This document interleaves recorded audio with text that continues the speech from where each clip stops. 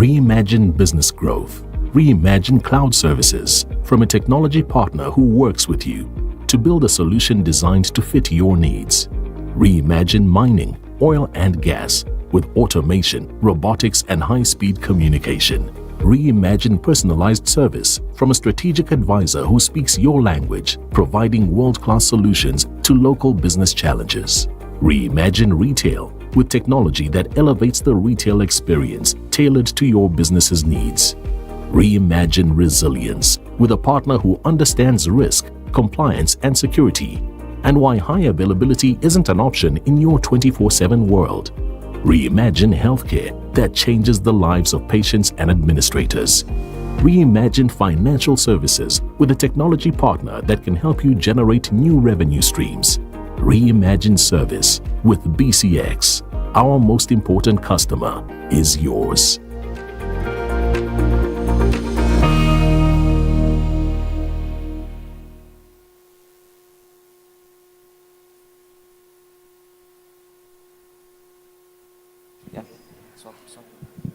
Ladies and gentlemen, please join me in welcoming to the stage our fabulous host for the day, Gugulethu Mfuphi.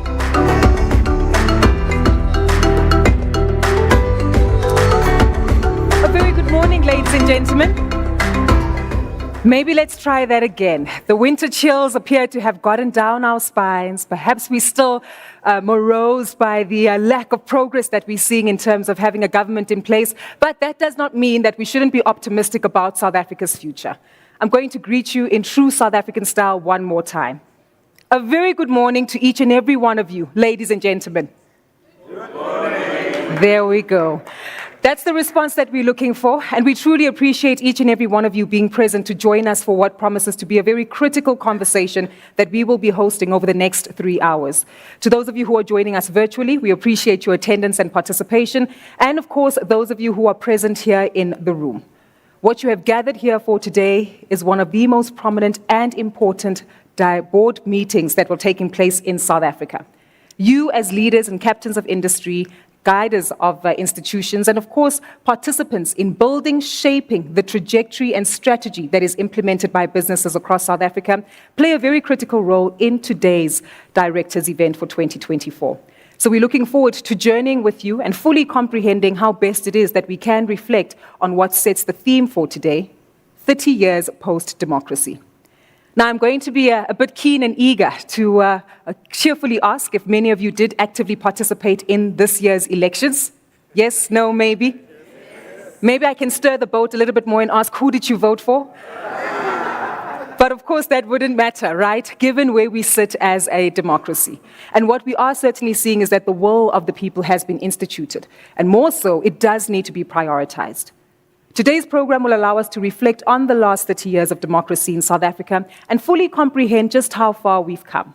The collaborative efforts between government, business, civil society, and academia, how best it is that we continue to yield solutions to help us eradicate poverty, improve levels of employment, and most importantly, propel economic development, understanding that it underpins the social development issues and challenges we have in the country. And today we're going to reflect not only on the last 30 years, but more importantly so, making sure that we prioritize the development of this economy for the next 30 years. We'll host a series of conversations that will focus on artificial intelligence and its place and role within South Africa's future. We'll take a look at how best it is that we can continue to tighten and heighten the partnership between the public and the private sector, and of course, understanding how best it is that we do eradicate poverty. So to all of you who are joining us here today, it's an absolute pleasure once more to welcome you to the 10th edition of this directors event for 2024. For many of you who have made your way in, I'm hoping that you're comfortable, have found some spots that you're familiar with, and of course brought in your refreshments as well, just to ensure that you are able to actively participate in the conversations we'll have today. Now, before we do commence with the official program, I must extend our gratitude to BCX. Ongoing partners who play a critical role within assisting many businesses and institutions actively leverage off of the theme and concept of technology to build more successful institutions in the country. Thank you for your ongoing partnership and sponsorship, allowing this particular collaboration to take place today. And many of you who are present here in the room, we also want to acknowledge you for your ongoing participation in being critical leaders who want to shift the narrative going forward regarding South Africa's success. I'm hoping that you're keen and eager because this morning's program will be a very interactive one. We're going to engage, we're going to participate, we're going to probe, but more so, we're going to walk out of this room with solutions that we can bring to the table in the organizations that we lead. So I ask that you keep an open mind, keep a vocal view, and most importantly, keep a curious mind to ensure that you also interact very actively with the various speakers and participants who will be here today to give you a refreshing and sometimes a very different perspective. So I'm hoping that you're comfortable, keen, and eager. As you can imagine, we do live in a digital age, so to those of you with your cell phones on, if you could kindly put them on silent. We do want to minimize any disruption for the speakers who are present, but keep your cell phones on because we're well aware that it's an effective tool to ensure that we communicate with the rest of the world. And we ask that you use this tool primarily on social media to share your messaging with the rest of the world regarding the director's event. The official hashtag to use for this morning is hashtag #ST_directors event, hashtag #ST_directors event. I also want to encourage you as well to make use of the chat platforms that will be available. If you take a look at your programs, for those of you who are in the room, you'll notice that if you pick it up on the side where there's a written and detail around the run-through of the program, at the bottom right corner, there should be a QR code. Now, don't take a picture of the QR code with your camera. Rather, open up your camera, scan it, and click onto the link. This will direct you to the various chat platforms that we have available in order to engage and share your thoughts with the various speakers who will be present here today. For those of you who are in the room, though, we will also be taking your questions directly from the floor. So the conversation and the momentum will certainly keep going. For those of you who are joining us on our online platform, you're certainly not being left out. Again, technology can be a good friend, sometimes fickle, but it certainly does get the job done. So please do actively make use of the chat platform that is available on your screen to actively pose your questions to the various speakers. Our moderators and participants today will be able to address them to our keynote speakers and various participants today. Well, I'm hoping that many of you are excited as we commence this conversation, and maybe it's intriguing just to probe the room in terms of some of the thoughts that you hope that we need to prioritize in order to shape, redefine, and most importantly, influence and propel the economic growth and prospects of South Africa's economy. Key concepts that you're hoping that we'll touch on today, feel free to shout them out, unless you want me to stare you down until you give us a response. Your thoughts, ma'am, as to what you're hoping we need to prioritize as directors in the room here to rebuild South Africa over the next 30 years? Yes, you. Yes.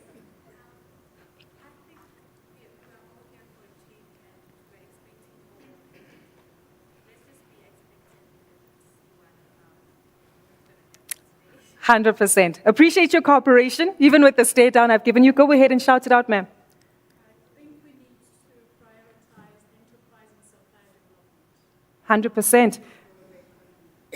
Definitely. Building up that ecosystem to ensure that entrepreneurs can thrive. Any more themes and concepts that you're keen to share in the room? There is a roving mic available, but I'm very comfortable for you to shout it out and reiterate it to the audience as you avoid eye contact. Are we that shy? There's one here. Well, I'm hoping that this mood and sentiment changes throughout the course of today, because the truth, there we go. Go ahead and shout it out, ma'am. I'm trying Sir. to switch this thing on. It's technology. Oh, it's on now. Technology. I would like to see the restraints lifted that prevent us from employing young people at below the minimum wage to train up, during which time we would be free to move those people out of our organizations who don't make it. Thank you. 100%. Thank you so much, sir. Technology and, of course, employment opportunities for the youth. Happy to take one more before we introduce our first speaker for today. Perfect. I see a hand here. The mic is making its way to you, ma'am. Can we please keep our lights on? That's a fair request for a lot longer than just the last 3 months, right? Yes. Fantastic. Well, thank you. I appreciate your participation, and this is how we're going to maintain the momentum for today. Remember, that as participants in the room here today, you are key leaders of important institutions that do shape the trajectory of South Africa's future. And whilst we will reflect on the progress that we've made, we'll use these lessons to certainly be the building blocks and set the foundation for where it is that we should be headed. Sustainable energy delivery, building an ecosystem for entrepreneurs as well as small and medium-sized businesses, maintaining a level of optimism and always being adaptable to change, and of course, leveraging technology for the development, the employment, and equitable distribution of wealth within our population. Just a few themes that have come up, and these will certainly be interwoven into the panel discussions that we have today. But on that note, I guess we need to kick into first gear and certainly hear from someone who knows all about the myriad of themes and topics that you've shared with us today. I obviously and typically say this every year. He keeps us very busy on Sunday mornings with a team that is always raring to go to make sure that we are up to date on the latest developments and news within South Africa's economy, but also from a global perspective. Ladies and gentlemen, please warmly, and when I say warmly, I mean very warmly, put your hands together as we introduce the editor of Sunday Times, Mr. Msomi, for our opening remarks today.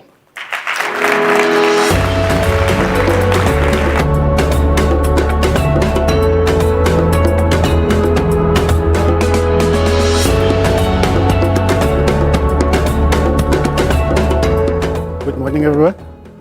Welcome to the 10th year of the Directors event, proudly presented by the Sunday Times and BCX.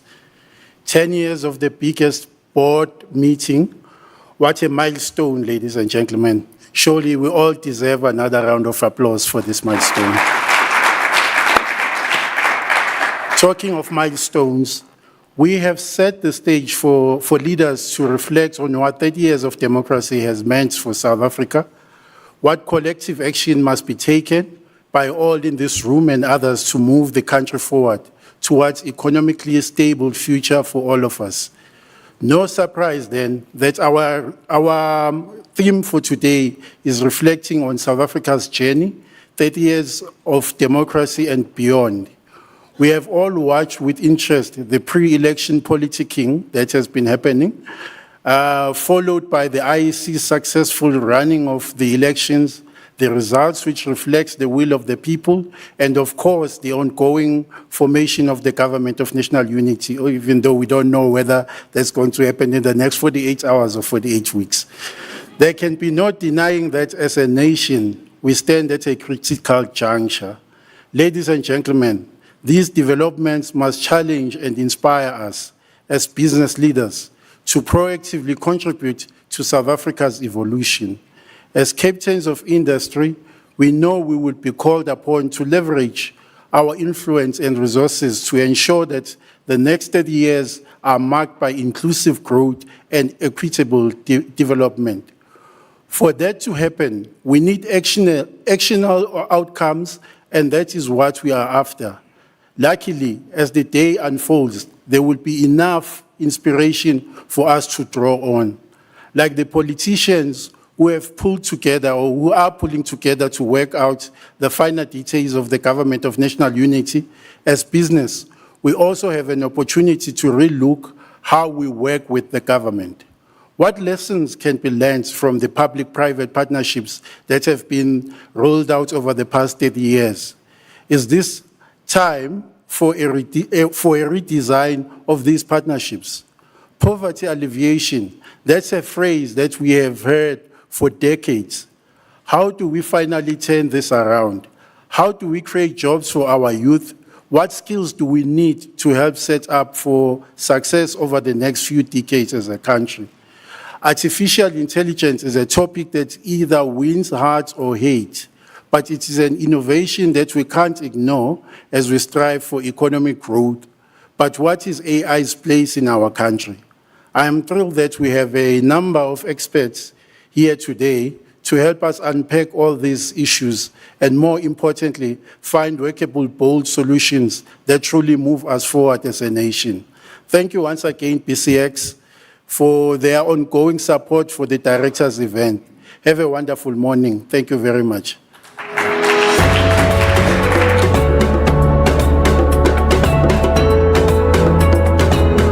Thank you so much, Baba Msomi. As you can tell, he's a print journalist, right? So speaking to a room full of eyes sometimes can be fun, but not so fun for Stembi. But we appreciate the insight you've shared with us and looking forward to what the headlines reveal in the next 48 weeks or 48 hours, hoping for the latter.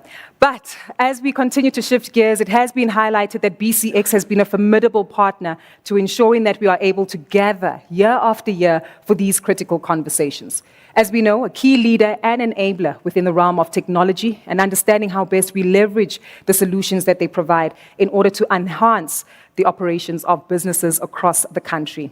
We're now going to hear from a leader at BCX, someone who has a wealth of experience in a variety of sectors in South Africa's economy, from pharmaceuticals to professional services, financial services, and now playing a critical role as Chief Financial Officer, providing guidance in terms of strategy and allocating capital in the right means to ensure that BCX as an organization, together with that of its peers, are well set up for success. Please warmly welcome Cheryl-Jane Kujenga, the Chief Financial Officer at BCX.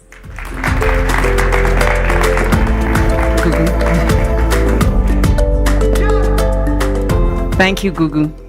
I never fully recognize myself in these introductions, right? So you're always too kind. Thank you.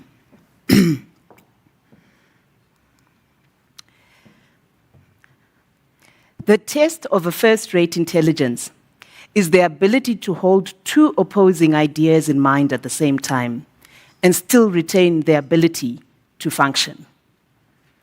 One should, for example, be able to see that things are hopeless, yet be determined to make them otherwise. F. Scott Fitzgerald. Ladies and gentlemen, distinguished guests, it is an immense honor to welcome you today as we reflect on South Africa's journey over the past 30 years and look forward to a brighter future. In April 1994, the first democratically elected government came into power in South Africa. The ANC faced the enormous task of leading a government of national unity and turning around the challenging economic landscape that it had inherited. We saw GDP recover and ran between 3% and above between 1994 and 2007, and actually even exceeded 5% between 2004 and 2007. 30 years later, and it's sometimes easy to forget the great strides that our country has made. Millions have been lifted out of poverty and provided with access to education, thus providing them with a real opportunity to participate in the economy. The reality is that though we have several economic challenges that are hampering South Africa's ability to meet its full potential, yes, we have inflation, high unemployment, the energy crisis. There are green shoots that reflect that we are at an inflection point. In 2017, Frans Cronje, a scenario planner, wrote a book called A Time Traveler's Guide to South Africa in 2030.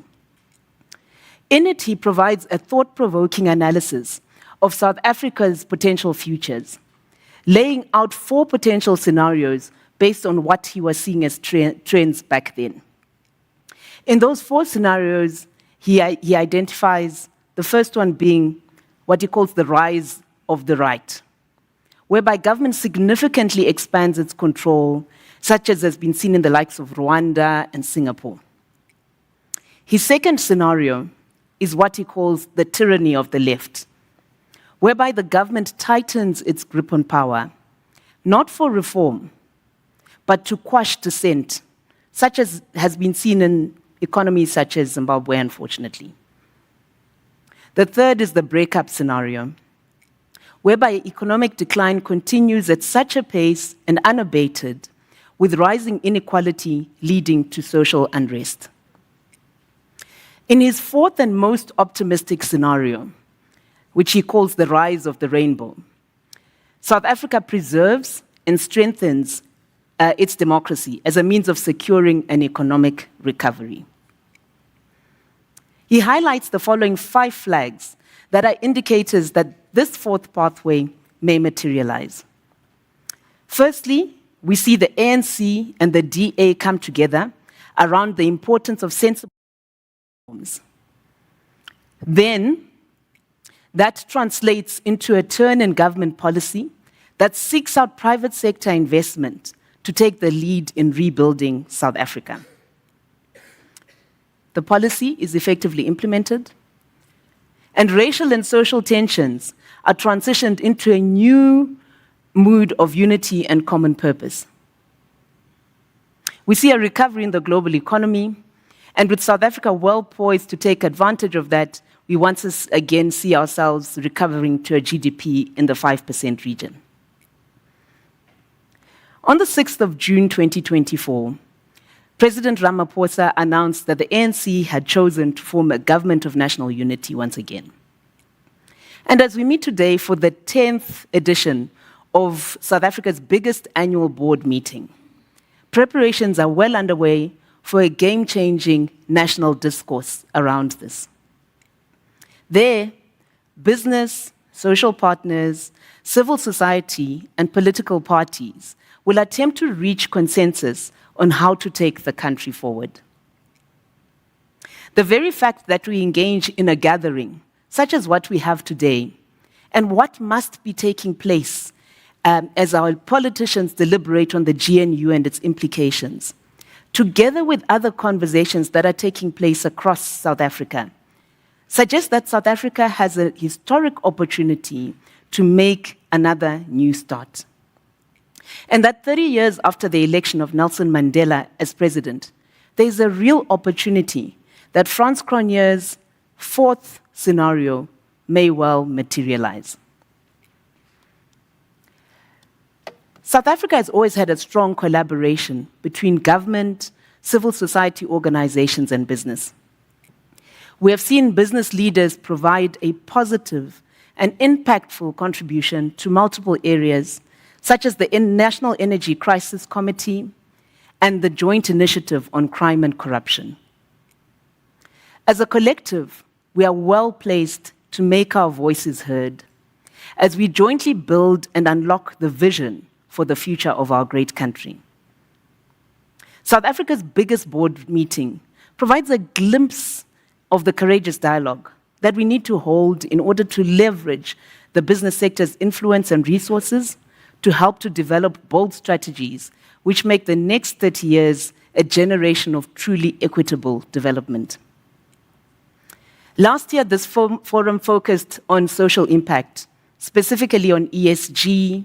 There were conversations around the energy and infrastructure crisis and smart technologies, all of which spoke to growing the South African economy and addressing the challenges that we faced. We saw government respond to the energy crisis with several key policy initiatives that promote private sector participation and aim to diversify the energy mix towards more renewable resources. As a result, last year alone, private sector registered renewable energy projects that will generate well over twice the generating capacity of the Koeberg nuclear power station. Collectively, these policy changes will encourage private investment, diversify the energy mix in the country, and enhance energy security. At the same time, they support the transition to a more sustainable and resilient energy ecosystem. This year's discussions will center around three main topics: the rise of artificial intelligence in South Africa, a revisit of the next generation of public-private partnerships, and unpacking the challenge of poverty alleviation. There can be no doubt that technology will continue to play a critical role in the trajectory of the world.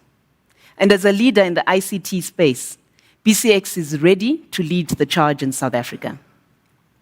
As we prepare to do so, aiming to bring to fruition our belief in technology's potential to transform lives and lifestyles over the next 30 years, it's interesting to reflect back on what the technology landscape looked like back in 1994. Back then, as we voted in the first democratic elections, hardly anyone had access to the internet, let alone mobile phones. The Netscape browser and the first smartphone, which had a battery power and time of less than an hour, were released in 1994. And that was also the year that Amazon was founded. 2 years later, Business Connection was launched by 23-year-old twins, Benjamin and Isaac Mopatlane.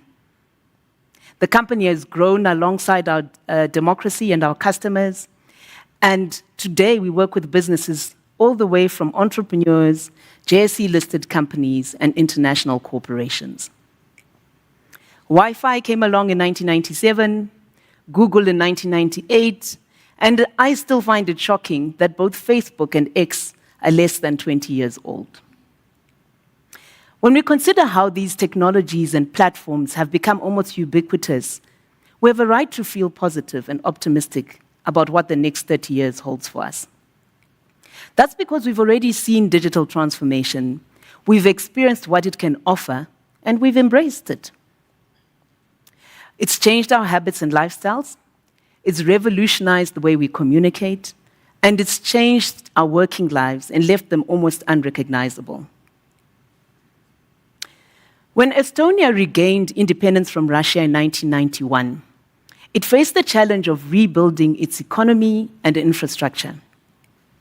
At the time, the government decided to prioritize digital transformation, and it invested heavily in a nationwide high-speed internet infrastructure. A digital ID that allowed secure online authentication and access to government resources, and online portals for a wide range of services, including voting. The e-government system dramatically reduced bureaucracy and saved the government a fortune. More significantly, the ease of doing business attracted foreign investment, and Estonia is now seen as the hub of fintech and startups. The UN's latest e-government index gives Estonia a score of 94% and places it 8th in the world rankings. That is the power of positive policy making. And with new reserves of optimism flowing through our veins as South Africa, it ideally places us to follow in the likes of Estonia as examples. The speed and scale of digital transformation can be seen as a proxy for the power that we have to effectively drive meaningful transformation in our country over the next 30 years. In her book titled Mission Economy, A Moonshot Guide to Changing Capitalism, the Italian economist Mariana Mazzucato argues for a radical shift in how we approach government and economic systems. Mazzucato, a member of President Cyril Ramaphosa's Economic Advisory Council, identifies 4 main changes that would need to take place for capitalism to transition from its current form. The first is what she calls short-termism in the finance sector, with business focusing on quarterly returns. In turn, what this has translated to is a focus on financial gain over value creation. This in the context of an ever-increasing reality of climate change and its broader implications for the way we live and plan our lives, and what she terms almost the tinkering of governments instead of the leading of governments, with her argument that the prevailing ideology that a government is there to fix problems and not to achieve bold objectives is no longer fit for purpose. She outlines various solutions in her book, and I'd like to leave you with 3 big ideas coming from her work. The first is the role of vision and leadership. Mazzucato argues for a government that sets such bold aspirations for its people, that it sets off catalytic reactions across society and leads the charge with what has to be done, and tilts the playing field to enable achievement of these objectives. Secondly, a refreshed approach to value and the collective process through which it is created. We need business government, and civil society to create value together, with none being relegated to only being on the sidelines, either as cheerleaders or as naysayers of one another. The third is about distribution and ensuring inclusive growth. She introduces the notion of pre-distribution as opposed to redistribution, and with an emphasis on good, meaningful jobs, collective ownership structures, and a mechanism to distribute value in a way that replenishes it across all value contributors. I want to wind down with a reflection on the Springboks and the leadership lessons that we can all gain from. Rassie Erasmus and his team were very clear that they were not playing for themselves, but to provide hope to the whole nation. That driving purpose, together with an ability to have courageous conversations as a team, to play each team member to their strengths, and to have a can-do attitude in the face of hardships, has enabled us to have the greatest showing of Springboks that we have ever seen. As business leaders, let's find our own ways to do this in our spaces, to bring hope and unleash potential, knowing that every single South African has the ability to play a meaningful and significant role in the country's transformation. I'll close off with another quote. If you want to build a ship, don't drum up people to collect wood, and don't assign them tasks and work, but rather teach them to long for the endless immensity of the sea. Thank you.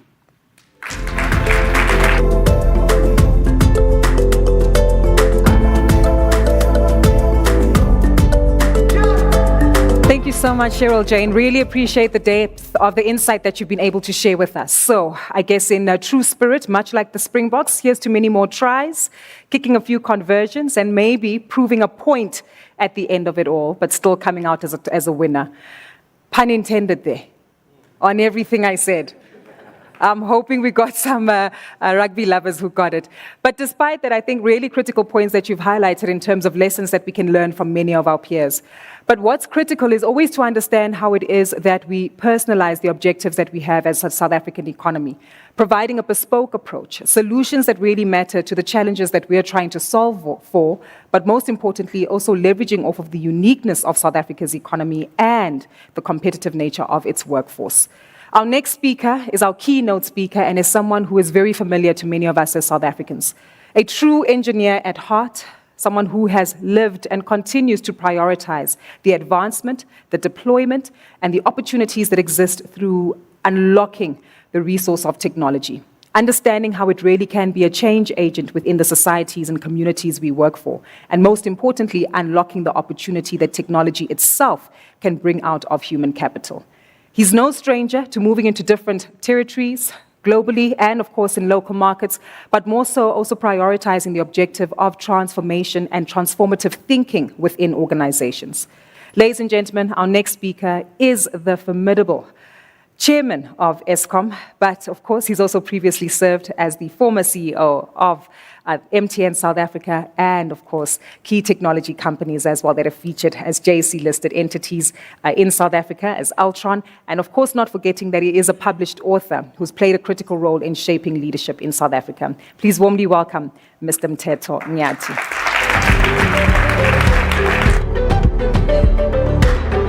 Thank you.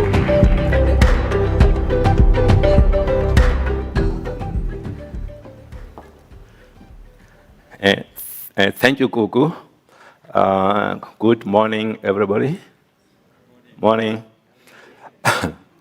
You know, you guys are great because over the last, I would say, 6 or more months, each time I get introduced in events like this, unlike what you guys did to clap and do all of that, but each time they mention Eskom, I get boos. So you have been very, very kind today, so thank you so much for that. I was asked to talk about courageous leadership, So I'm just going to try and be myself and not, and say the things the way that I feel that they are. They may not always be politically correct, but that's just how I look at things. So in that space, I'll just jump right into it. I'll start with this quote. I look at Cheryl, and I took notes. You always start with a quotation. You say, life shrinks or expands in proportion to one's courage. Life shrinks or expands in proportion to one's courage. So for me, as we're talking about courageous leadership, we really have to go back to this point, where we are as individuals, where we are as businesses, where we are as a country, is largely influenced by the decisions that we've taken or not taken. It's about that courage. And again, somebody else once said that we all make choices. But at the end, our choices make us. Where we are as a country today,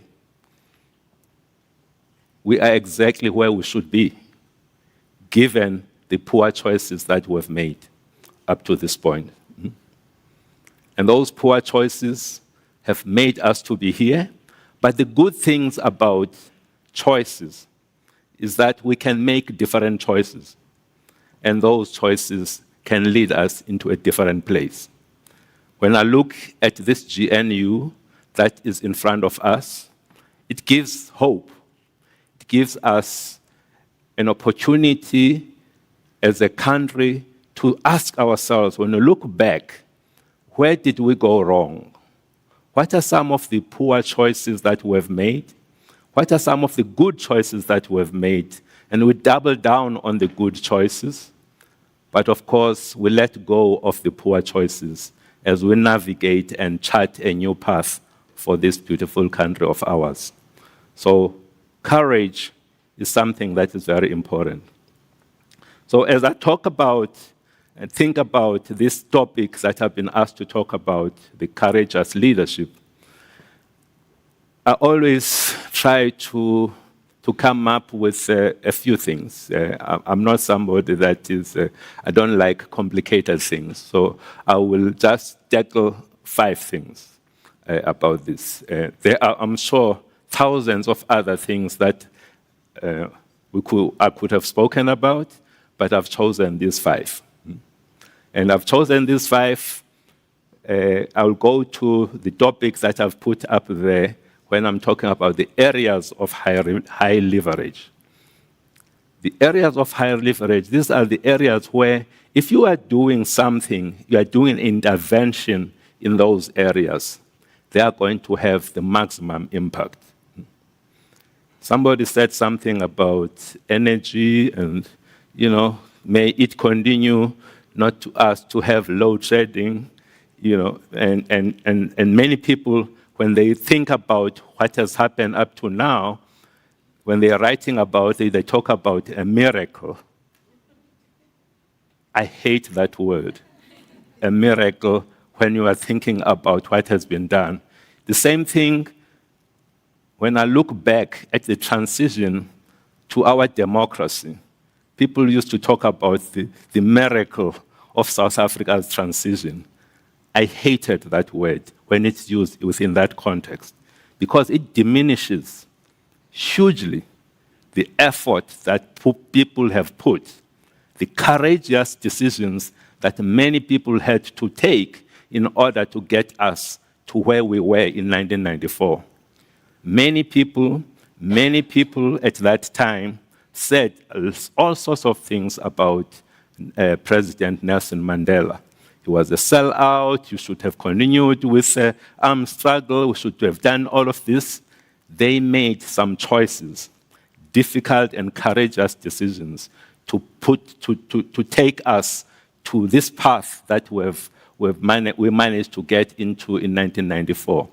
And And yet people talk about miracle like it's something that is coming from out there, you know. So I'm just very, very conscious about the words that one uses, because sometimes these words can diminish the effort. So what I'm saying here is that when you're looking at the areas of high leverage, it's the same thing that we did when it came to Eskom. What is it that we as the new board, together with management, can do that will have the biggest impact in the shortest period of time? So you have to apply your mind. You have to understand your environment in order to do that. And then go and address and make interventions in the right areas. It's the same thing here. I'm saying that there are 5 areas that I would like to talk about. And the good thing in terms of coming second, in terms of presentation, again, Cheryl, is because, you know, I'm actually saying some of the things that you have already said. Talk about inclusive vision.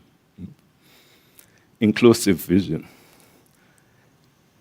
You said something about we need to, the countries that have done well, they have got this bold vision. Their leaders set up this bold vision for the countries. Singapore is where it is today, not because people went to pray somewhere or they went to sangomas or wherever. People had a vision and they set themselves this bold vision for their country. The same thing with Malaysia, the same thing with Korea. Many of those countries, if you look back in around the 1950s, they were almost at the same level as South Africa, those countries. Same level. In some cases, we were ahead of them. Then they took some key decisions. They dreamed of a better country than they were seeing at the time. They came up with this vision, big, bold vision for their own countries. But I'm emphasizing here in South Africa that we need to be thinking about an inclusive vision. A vision that brings everybody together. We have now, when you look at our democracy, almost, 30 years into our democracy, Bishop Tutu spoke about the rainbow nation, the rainbow nation of God, But when you look at where we are now, it's worrying. We're actually going back to our different groups. The rainbow is actually becoming a rainbow. It's not becoming the light. When you look at the light, you cannot see the colors of the rainbow. Immediately, you take it through a prism, you start to see that. We've gone through that. And that's worrying. Where we are now is worrying. We need to bring ourselves together. Our problems as a country are huge. The challenges that we are facing require that we look at them from different perspectives. We need people who are going to be bringing their different expertise to help us to solve the challenges that we are facing today. And we can do that. We've got the ingredients, we've got the people in the country, but we should be ready and be open to use the different people that we have in our country. When I look at some of the decisions that we take, you appoint Mteto into a CEO role somewhere.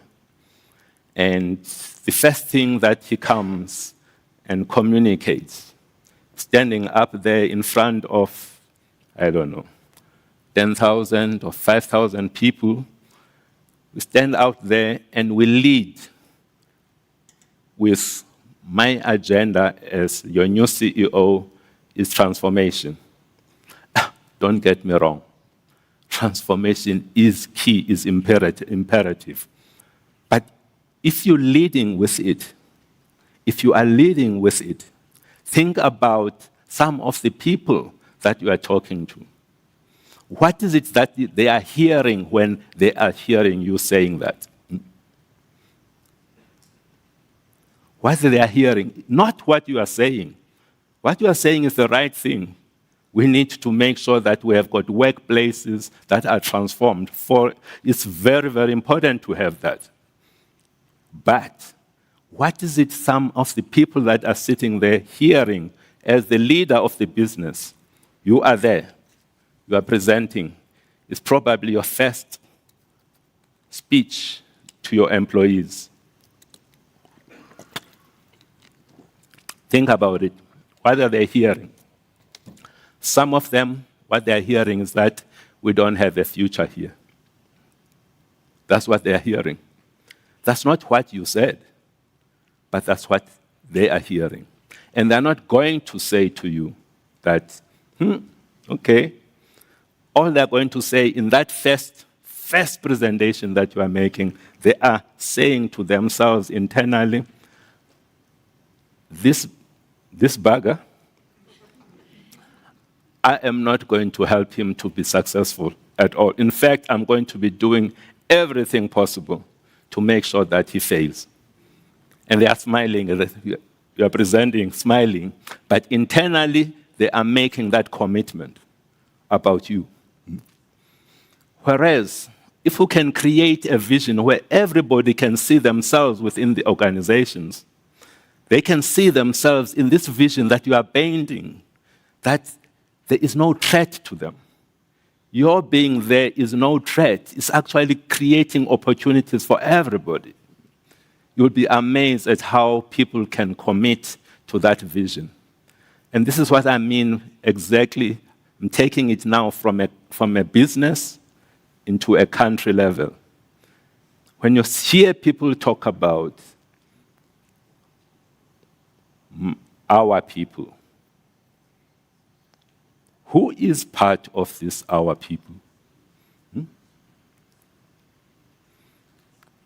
If you are part of our people, you actually feel, oh, okay, there's nothing wrong. But other people may feel that maybe I'm not included in this our people.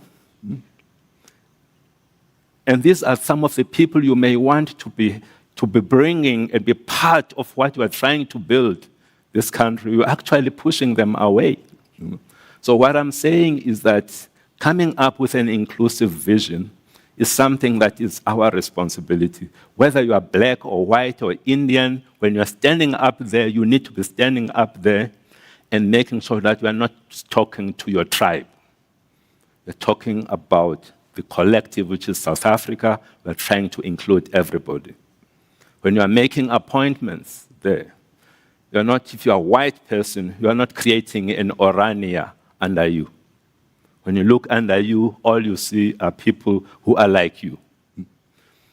If you are a black guy, under you, when you are looking at under you, what you're seeing is a homeland. We need to be, when we are tackling with all of the problems that we're tackling as a country, we need different perspectives.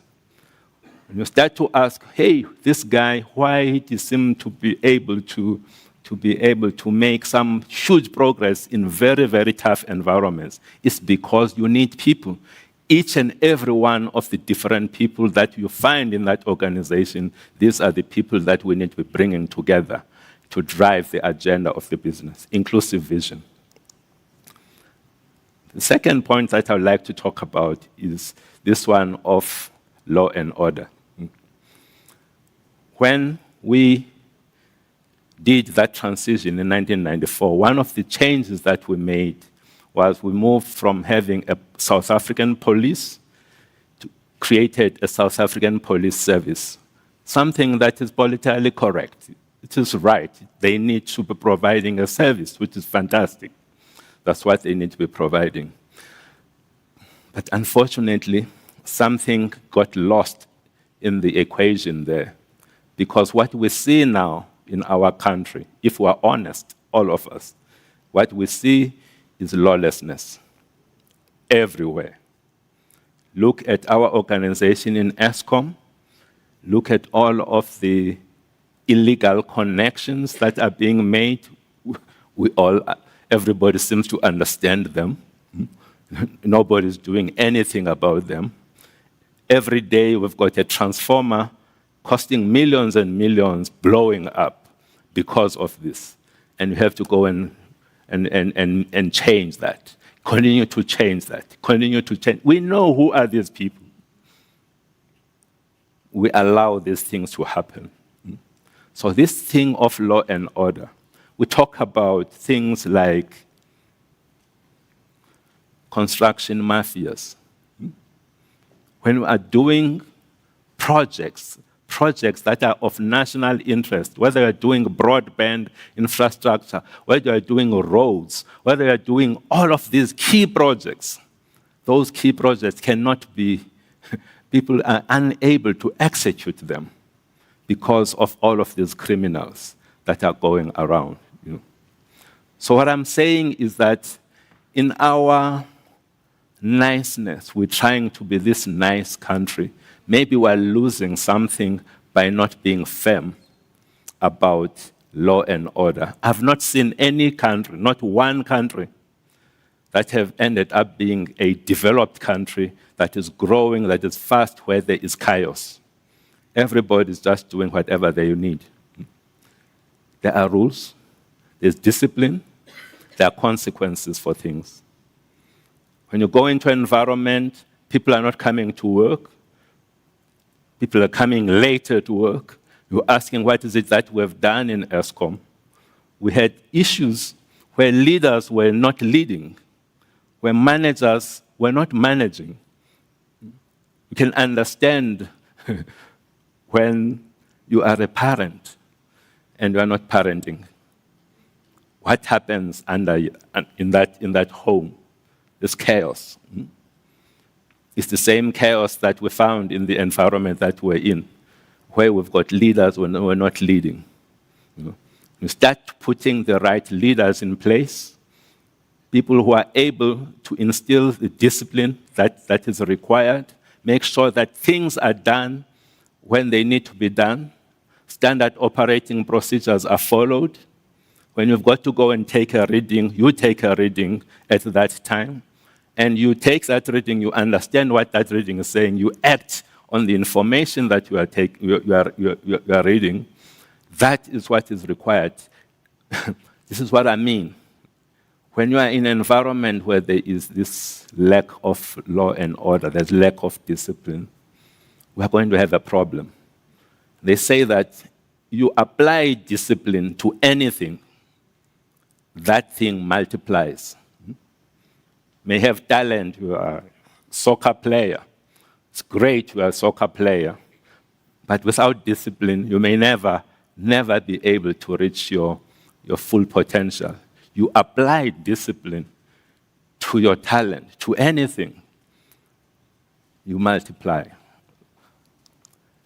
My third point is this thing of market economy. The good thing is here, I'm talking to business people, so I don't think there's any of you who are against business, I guess.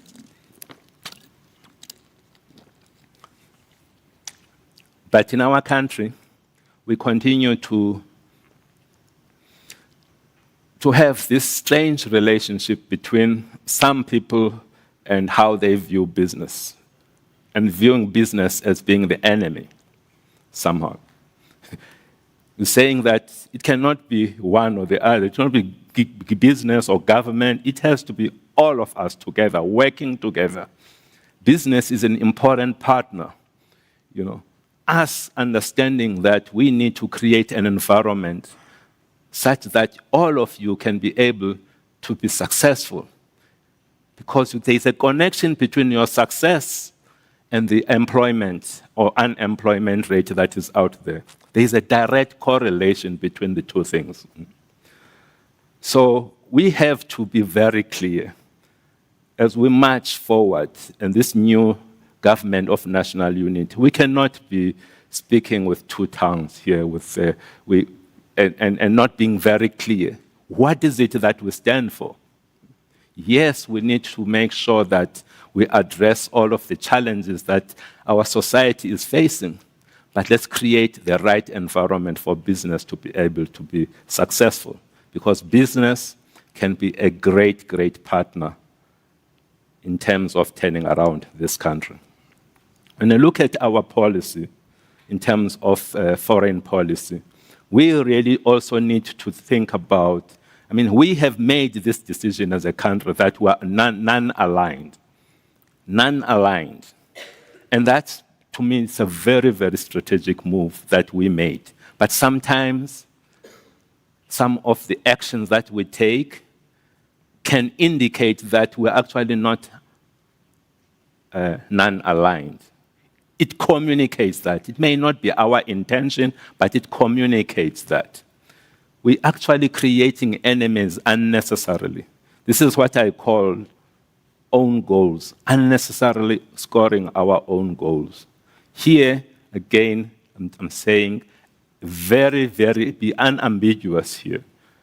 We are non-aligned. We are going to be doing things that drive the agenda of South Africa, that advance the interest of South Africa, regardless of where it comes from.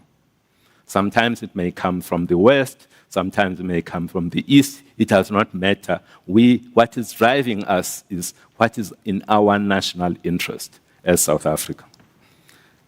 And the last point I'd like to make is this one of the best person for the job.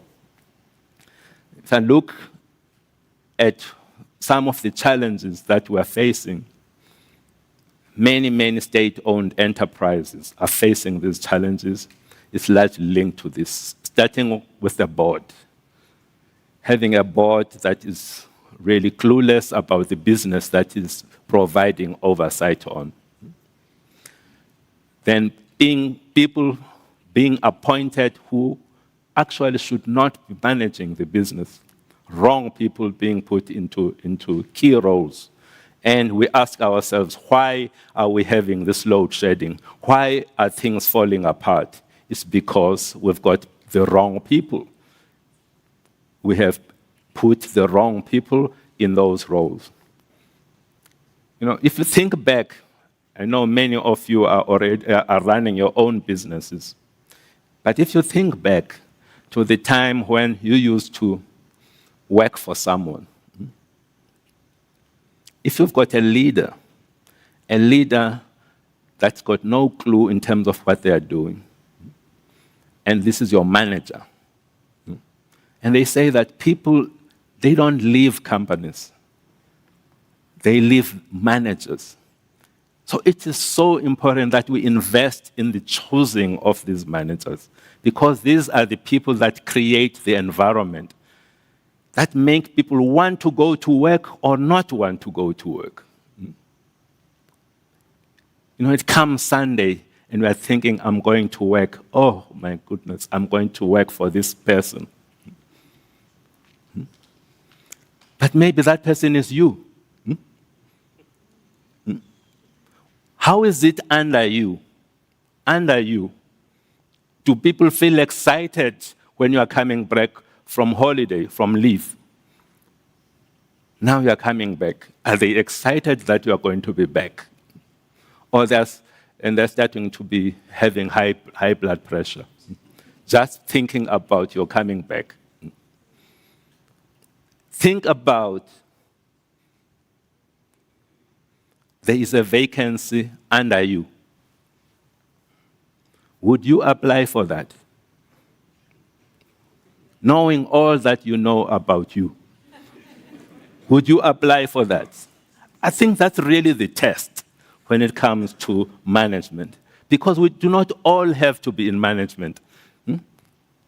Allow people who love creating great environments for others. They must be the people who lead. They must be the people who are our leaders, because those are the people that make sure that their employees, and they come to work, they bring their A game, because they're excited, they're motivated, they are recognized. So bringing or making sure that we've got the best person for the job, it is something that is so important. And this will solve things like, for example, our schools problem. Just by making sure that we've got a great principal That alone, you may not even have an internet in that region. It may be a rural area somewhere. But if you've got a leader, a great principal in that school, it's amazing if you look at the results. The same thing with a hospital. The same thing with a city. City manager. So our problems are not that difficult, but we need to make sure that we get the right people. The best people, we give them the job. So with that, in terms of conclusion, what is it that we will be able to get with all of that? I think when it comes to inclusive leadership, most of us, I'm saying most because I know maybe some of you do not want to, but most of us like to belong. We like to belong to something. I'm needed, I belong here. We need to create an environment where people feel like they are needed in the environments that we have created. We need, all of us, safety and security, inclusive growth, exactly something that we need. We need to be driving national interest, last but not least, make sure that we create a high-performance culture. If we are going to be a winning nation, this high-performance culture is critical. It means that if you're doing well, we'll support you, we'll encourage you, we'll recognize you. If you're not doing well, we will have a difficult conversation with you to help you to do well. But if you continue not to do well, we'll encourage you to go and work for a competitor.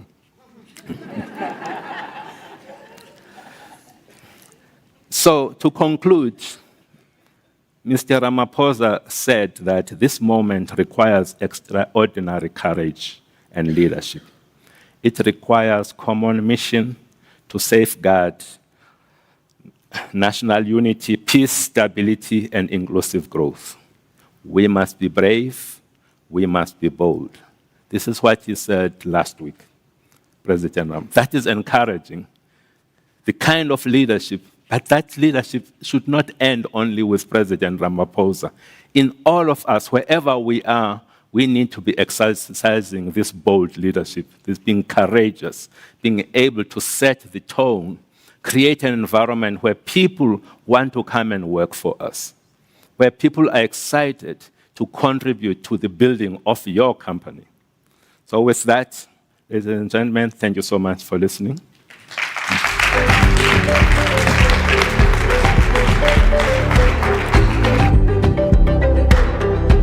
Thank you. I think that presentation deserves another round of applause, ladies and gentlemen.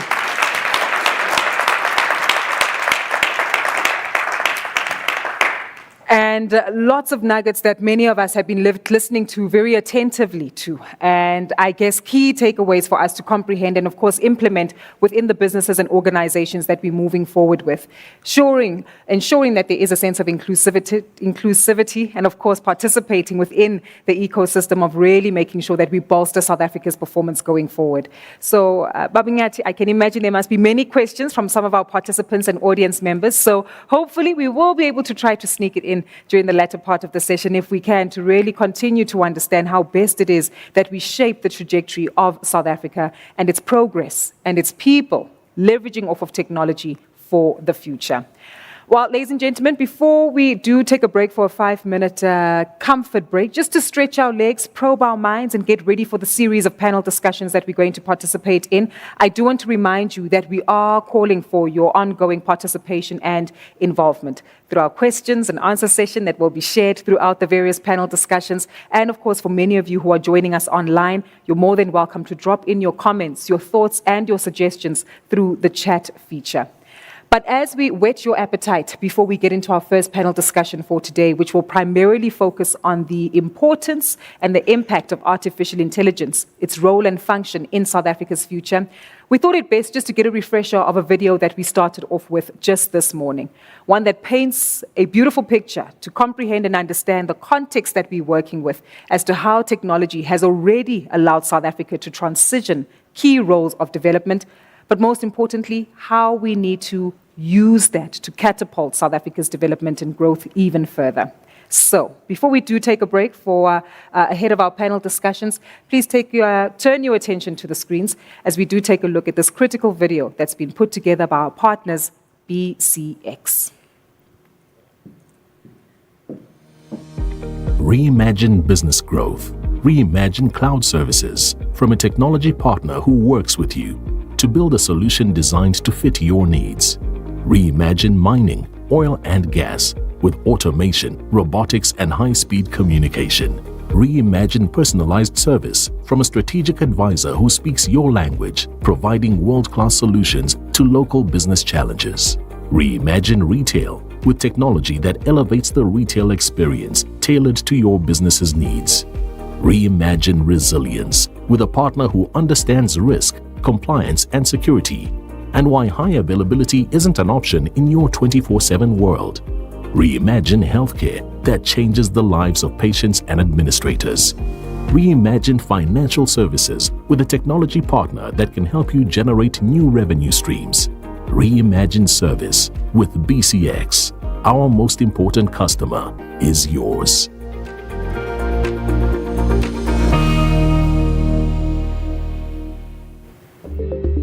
Please, ladies and gentlemen. Well, that's what we're going to do in the next 5 minutes. Reimagine, reconfigure, and recreate what South Africa's future does look like, leveraging off of the power and the importance of artificial intelligence. Many of us might be fearful that the robots are coming, but I can assure you that we'll hear different in our panel discussion.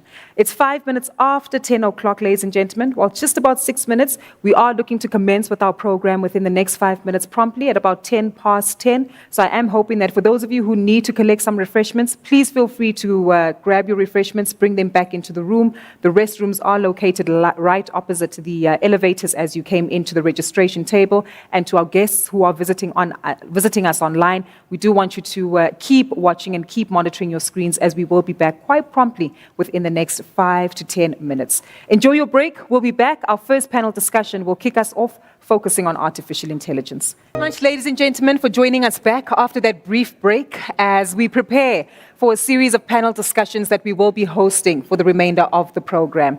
I'm trusting that many of you are comfortable, refreshed, and most importantly, looking forward to an invigorating conversation that will shift your perspective on artificial intelligence, but most importantly, also empower you as you leave the room today to fully comprehend what it is about artificial intelligence we need to understand, we should be adopting, and most importantly, finding a best practice approach in order to make sure that it's incorporated within the strategies of the institutions that we lead. Those of you who have also joined us online, welcome back. It's good to have you. We will be taking your questions as well through the chat service, and those will be moderated and shared with us to ensure that we can address them to our panelists who will be joining us in conversation. So, thank you to all of you again for making your way back. We will also be taking questions from you here on the floor as audience members, and there will be a roving mic that will be made available to ensure that we get to your questions. Now, as you can imagine, many have asked themselves, what place does artificial intelligence play in South Africa's future? And as Cheryl-Jane alluded to earlier on, 30 years ago, many South Africans might have had a cell phone the size of a brick, lugging it around, and not fully comprehending the power of that tool and just how it would evolve and fundamentally transform the way within which we interact with communication services, navigating our way around financial services, and how it is that we are able to transact just by purely using a device that many of you just popped up a moment ago to take a picture of our audience, or rather our panel. And tonight, or this morning rather, we also want to focus on how artificial intelligence, much like cell phones 30 years ago, we have yet to fully comprehend and witness the prospects, the possibility, and of course, just how it can really metamorphosize our workforce and the sectors that South Africa's economy continues to focus on.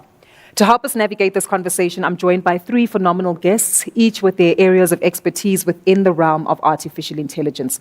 They'll be sharing some insight with us today, deep diving into some purposeful initiatives that we should consider and prioritize to ensure that artificial intelligence does continue to play a critical role within our future.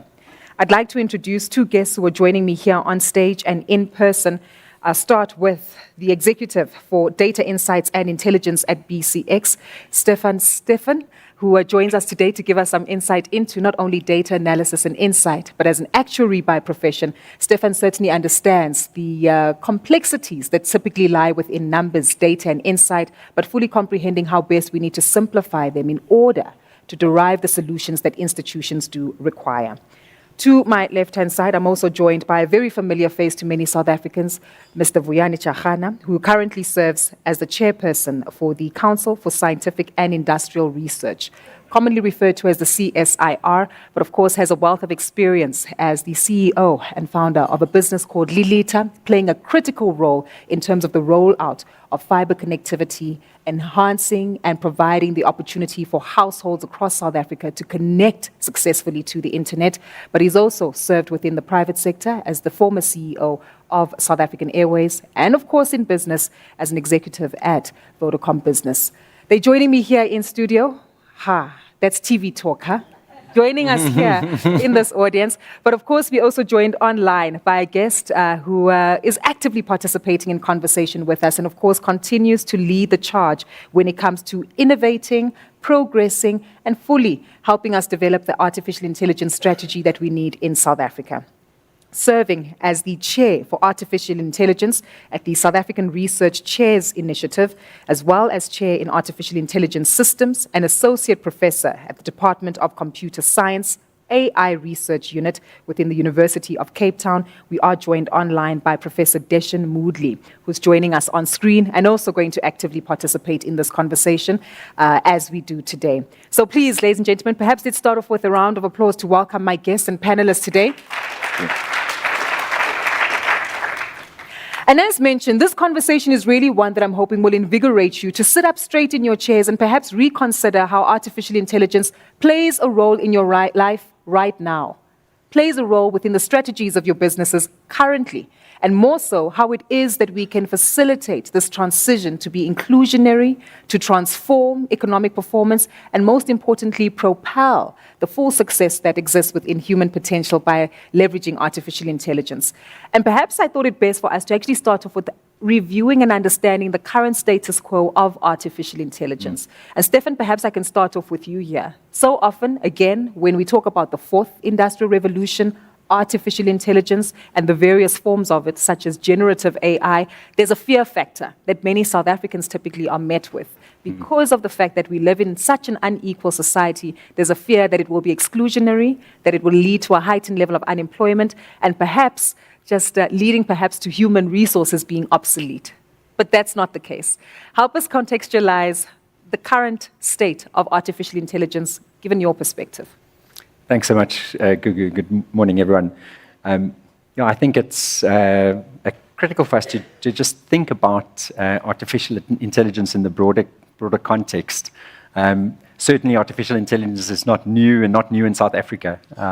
If we think back to 1990s when the internet came to South Africa, I think even in those days, some of the machine learning algorithms that we think about as artificial intelligence were being used to manage our internet and our access to the internet. I remember talking about using AI to navigate our way, coming to Parktown this morning, just speaking to my phone and kind of adding or asking Google to navigate me to Parktown. 20 years ago, I was driving a few members of our community to Barrack Street Home Affairs in Cape Town. And as I was going, they looked quite surprised because on my phone, I had Google Maps, and this was the first time that they had seen or engaged with artificial intelligence. So Google allowing us to navigate from point A to point B. And I always think your analogy is right. So phones have become an extension of ourselves. And my view is that pretty soon AI will also become an extension of ourselves. Very important and critical that we do view it that way. Mr. Chachana, I'm keen to get your views on this one, especially given that you play a critical role in the full value chain, really, of the ecosystem. And certainly, I think what drives... So I see artificial intelligence is part of what I call frontier technologies in the 4IR domain. So that's AI, blockchain, and many others, robotics, if you like. And then there is what I call foundational technologies, which is more infrastructure, broadband access, data centers, platforms. And so the foundations for frontier technologies are those investments. But when you look at the acceleration on the AI, data is fueling acceleration. Mm-hmm. And Stefan is right to say machine learning has been there even pre-democracy, but the level of data proliferation wasn't at the scale where we are now. The algorithms needs training data. And because everyone is contributing to a bigger ecosystem, everyone is going digital, anyone can develop a framework that is being able to be trained through third-party data and begin to solve things like a executive assistant online. You would not be able to do that 30 years ago because there was no training data that was rich enough to be able to actually build a pattern through which this machine can actually develop some kind of understanding of how to support me as an executive when I don't have the PA. So I think it's early days, but it's an ecosystem where everybody contributes. Where, Google, I just want to go is that the danger is that there are key benefits of AI without losing jobs. But then if you don't deal with the foundational platforms that drives inclusion, mm-hmm.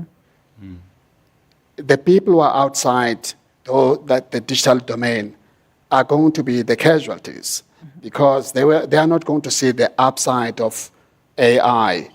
Even those who are in the AI domain may still suffer some disadvantages, but the worst are going to be the excluded one.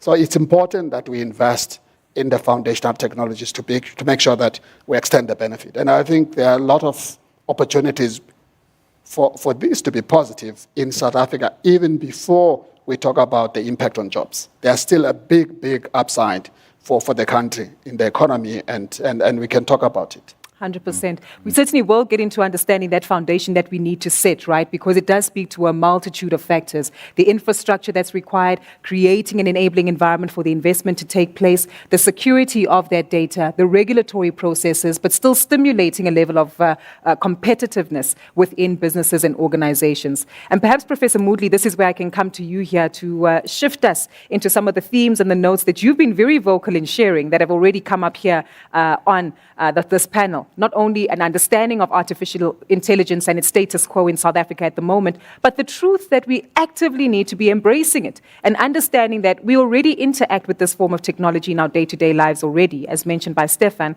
but more so, the key considerations we need to bear in mind as we lay and set up this foundation. Your opening thoughts, sir? Okay, thank you. Good morning, everyone.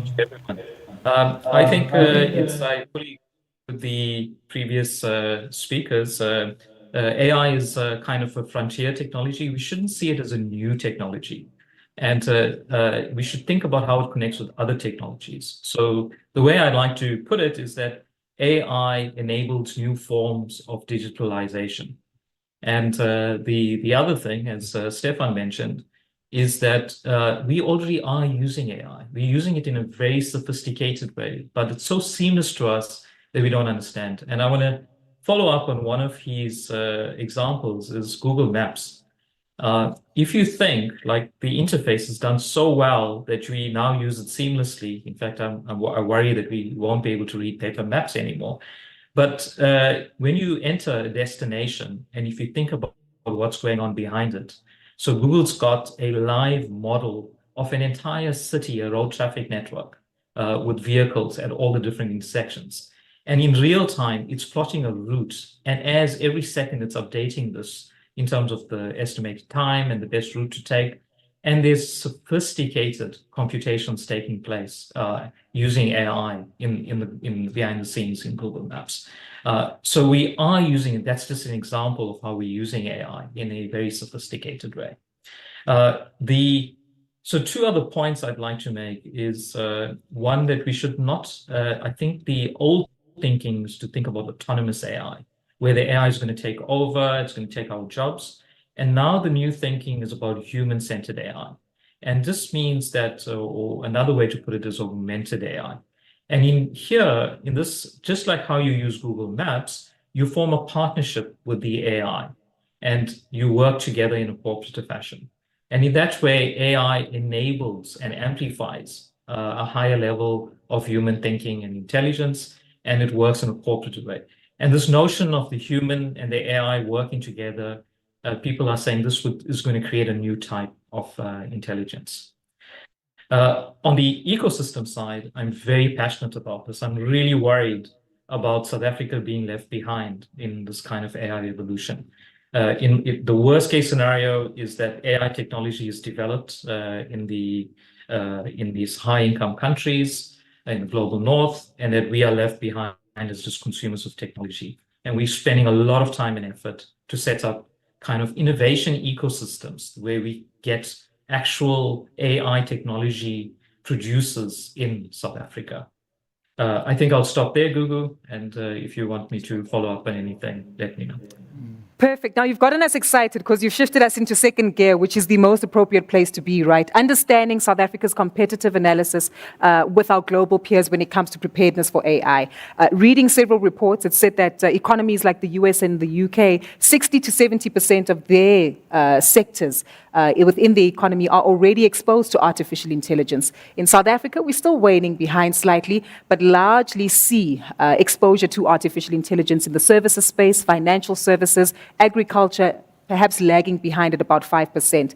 Government has responded with preparedness in terms of a paper to ensure that there are key points as to how best it is that we create an enabling environment for artificial intelligence. And perhaps that's where I want to start, because it's the adoption of a technology that, as you say, is not new, but is certainly advancing rather quickly and does mean that we need to create that environment to facilitate its growth and pathway. And perhaps, Prof, let me come back to you and then come back to some of our peers here on the panel, just to fully comprehend South Africa's standing against our peers on the continent and, of course, our global counterparts. How best should we be leveraging on some of the opportunities to partner with these strategic peers to help propel our strategies for preparedness when it comes to artificial intelligence? So of course, the entire field of AI is changing rapidly. But in terms of, if you had to ask me, I think we're not doing that bad. I think in certain areas, we're punching above our weight in terms of our involvement in the international community. But it's such a dynamic area, and there's huge investment in AI by all countries, not just the high-income countries, the developing countries, other African countries. They are coming up to speed very, very quickly. And it is something that I would say, and I liked the previous comments by the guest speaker who said that we need to be bold, we need to come together.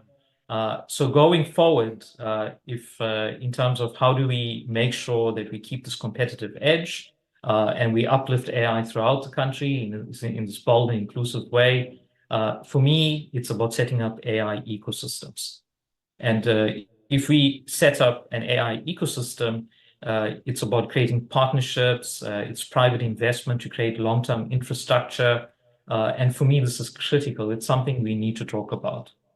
Government is putting money into it, but it's such a small amount of funding. As we know, the budget is under severe constraints, and it's a fraction of the money that we should be putting into it. And it's starting already, but I think the high technical skills in AI, we're seeing this at the university. The competition is just going to get, probably most of the CEOs know, if you try and find a AI developer now, it's a huge competition. The salaries, the free market, so salaries are going up. It's something that we need to get together to make sure that we can build the next generation of AI developers in the country. So this is where I see us at the moment. Definitely. I'm tempted to say enter the private sector, because this is typically where we see a lot of that solutionist thinking and problem-solving skills that are typically adopted. And Stefan, I'd like to come to you, and Vianney, feel free to add here, but you have your background as well as an entrepreneur by actually creating a business that is focused on artificial intelligence. And as we hear, government can do what they can in terms of creating the ecosystem, but the funding and the innovators within AI need to be there. Talk us through your journey. Izwe, an app that essentially helps with the translation of local languages using an app. And I think that's important to start off with, because that's where our thinking needs to be, to innovate and create tools and products and platforms that actually speak to AI. Yeah, absolutely. No, and it's been a fascinating journey around Izwe.ai. I've always been passionate about local languages, and really the start of Izwe.ai was around this idea that it should be seamless for us to engage with technology in our local languages. And we see that happening today. We all speak to our phones, and pretty soon you'll be able to speak across languages. And so Izwe.ai... So in a nice way, that's we won't necessarily say, hi Siri, it will be Sawubona Siri. Absolutely. And you'll be able to switch to Afrikaans or Isizulu, and Siri will understand. And so that's really where was the foundation of Izwe.ai. So we started a number of years ago out of the Telkom group, collaborating with some startups to put together this new startup called Izwe.ai. And when we started, we focused on just doing better at local language transcription. So taking our South African languages, even how we pronounce our names, and being able to get that right through artificial intelligence models. But the starting point was to do that in one language at a time. So as ek Afrikaans praat, or if I speak Isizulu, we could take that audio and transcribe that to text so that machines could understand it.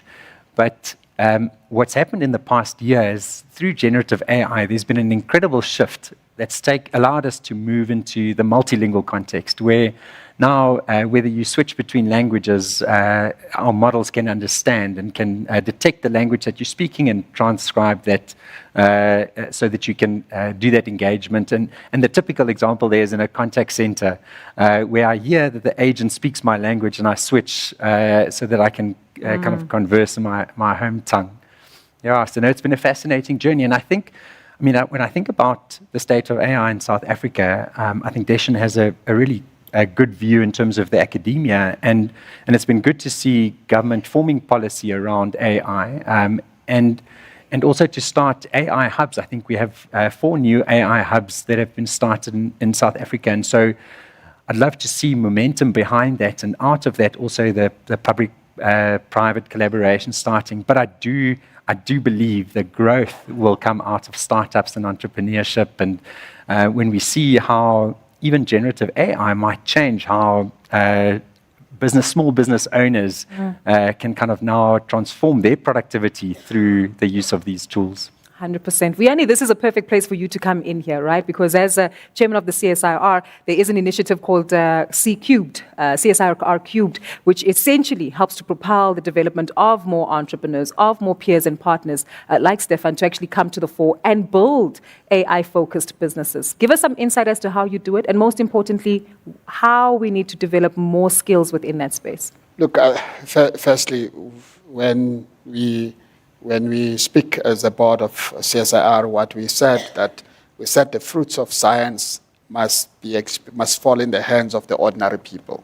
It's almost like oranges falling. Otherwise, the scientific discovery becomes the benefit of the elite. And part of doing that is to create instruments how you can translate that and have more impactful.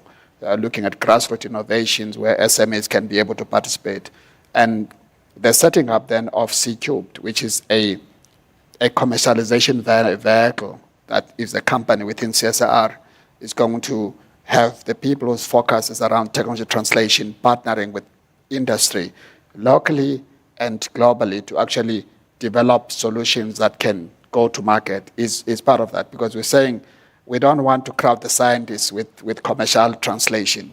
Let them continue to innovate, churn out a lot of patents and insights then those patents could be combined with what is already part module that exists in industry to form something quite fantastic for the country. So this is how we're pushing the bigger agenda from the CSR point of view.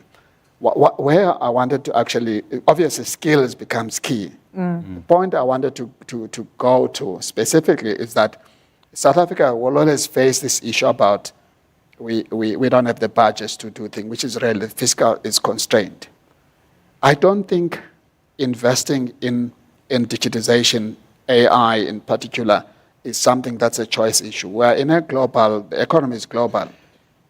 If you're exporting and a counterpart who produces similar product is deep in AI, it's got all the benefits, you're not going to compete. In fact, they're going to come and crowd your own market. You're never going to see localization at all. So this is the reality for business leaders where we need to do adoption. Obviously, the fiscal is constrained. How do we unlock the space? When I look at the big budget guzzlers within the state budgets, multi-years, it's healthcare, it's education over 352 billion plus 400 billion, and it's a policing at 125. I'm taking out the constitutional stuff and all that. But 3 big ticket items. And when then you listen to government talking about this budget thing, so we think we can constrain it by constraining workforce, tinkering, reducing projects here and there. The biggest thing where AI, digitization actually will reset budgets is when we actually apply it in education, in healthcare delivery, as well as in policing, where you use more, so you get more benefit without displacing people. Sure. At the same time, if you create a horizon, so why is it that when there's COVID, we force online education? It's just purely online learning. It's not even a digital education, but we force it. But the kids sitting in Kumbu and in Khaleshiwe have no access to this broadband technology, so to speak. So I think the point I make is that if we accelerate invest in digitization, we are going to constrain those cost curve in budget. All of a sudden, you do more with less over a period of time. There is no point sitting to study commerce and go to vets and sit in front of the lecturer anymore. I could sit at home and achieve all of this. So scalable platforms that create opportunities. But to achieve that, you must accept that you're going to invest initially before you see the benefit coming through. This is where education can be free. Lastly, if I look at healthcare, I don't know the CIO for health, but I think the person is probably busy keeping lights on. Are the clinics connected? Is the data coming through? Who is implementing an AI fabric on top of the healthcare statistics that are coming through so that you actually be able to do prevalence studies and intervention early? So this is where, for us, we can see what I would call an AI dividend for South Africa before we talk about the negative externalities of it. But it needs joint action, the government and private sector. So this is where my headspace is at. 100%. I'm glad the audience is in agreement with you because some of you online have already started to share your questions. And the point that you've raised around the necessary skills, the investment that's required, ties very nicely into a theme that's been mentioned by one of our participants. And they ask, is there a disconnect between technological developments in the private sector and the primary or high school curriculum? Will this result in a lost generation of potential employees who might not be able to meet the future technical skills requirements? And I think this is important because then it helps us contextualize what does this investment in the skills and education space look like. I'm keen to start here on the panel before we get your thoughts here, Professor Moodley, as to understanding how do we ensure that everybody will be included within this transformation and upliftment of skills to participate in AI? Let me go for it. First and foremost, I think there is enough money on the skills, especially in the skills fund, all of that. When I say enough, money is never enough. But I think the models of driving the training and skilling of the students have not evolved. Of learners, I will be honest with you. I look at from the ICT point of view. And I think it cuts even the other industries. It's learnership to learn all the stuff that is almost like classroom and a little bit of practice. But if you look at platform-based job opportunities, where you could actually infuse the structure of the theaters, Sure. how they drive the learnership, yes, it's great progress, but I think we need to revamp it. We need to revamp it to include how to infuse digital platforms in this. You can't just say, I'm a host organization, I'm going to train these people. So Sure. there are startups who are building digital platforms we can infuse this. So I'm saying the money is there, but we need to tweak a little bit the thinking about not training for jobs, training for entrepreneurship Yes. within a digital domain. And that's what we are missing. And I think there is a gap between what the university are churning out and what the industry wants. But not for jobs only, but for entrepreneurship. We see it every day where the gaps is. I think there's a need for a dialogue which is meaningful. I feel there are opportunities to optimize. Great work is being done. I'm not criticizing, but I'm just saying the model has to evolve a little bit. We have to do something slightly different, and maybe 10% upsizing it. Yeah, no, I fully agree. I mean, I want to maybe share a thought on access and in the context of education. So in April this year, Meta provided access to their generative AI model, Meta AI, in WhatsApp. So instantly giving free access to billions of people to generative AI. So, I mean, last night, just in thinking about this talk, I asked this AI a couple of questions. One was for it to explain to me what a past participle is. So I haven't had English lessons in a long time, and so couldn't quite remember, and was fascinated to see how easily generative AI can explain to me and give examples of past participles. Then I asked it to explain to me differentiation. And now my maths is also a little bit rusty, but it was incredible to see how quickly it could give me examples and the basics. And so I think the principle that we're heading towards is that through generative AI, we will have individualized learning paths for all children. It will know my aptitude, it will know my context, what I've learned, and it will be able to chart my course. I will be able to engage with it, and it's accessible on WhatsApp. And so I think the paradigm will change, but for our education construct to change and to follow that will take time.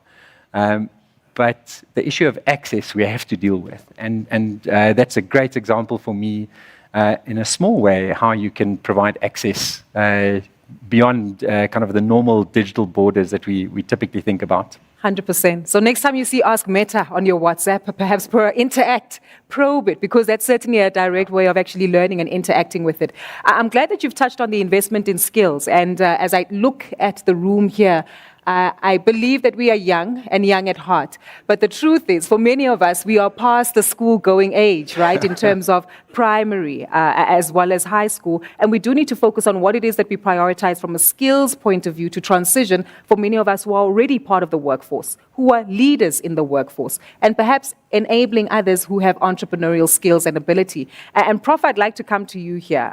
Perhaps if you can contextualize the kind of investments, the kind of skills and support that does need to be not only shown to leaders of executive positions, but entrepreneurs themselves within the wide scope of the formal and informal sector that we have in South Africa. How best do we need to use and leverage opportunities using AI to propel the growth that's required there?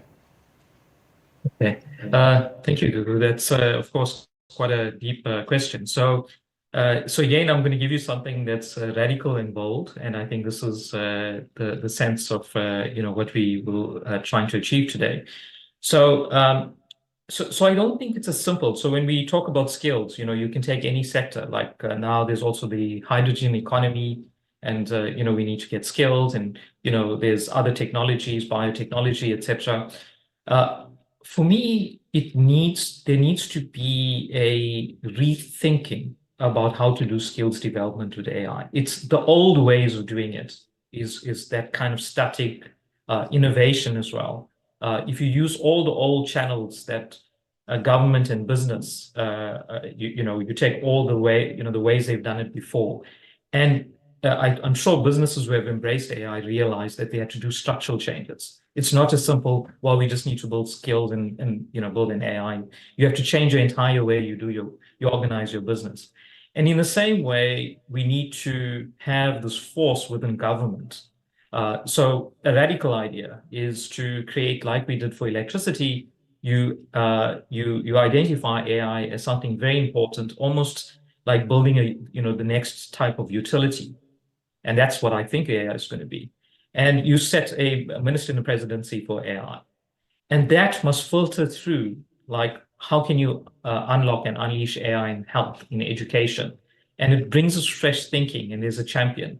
Because if you just try and say, right, okay, we're just going to do skills in health, in education, and it's going to solve our problem, I think you'll be missing, like probably half the benefits of the technology.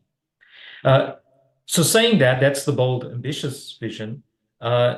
It's very interesting when I speak to young people, at the university, they're not scared of AI.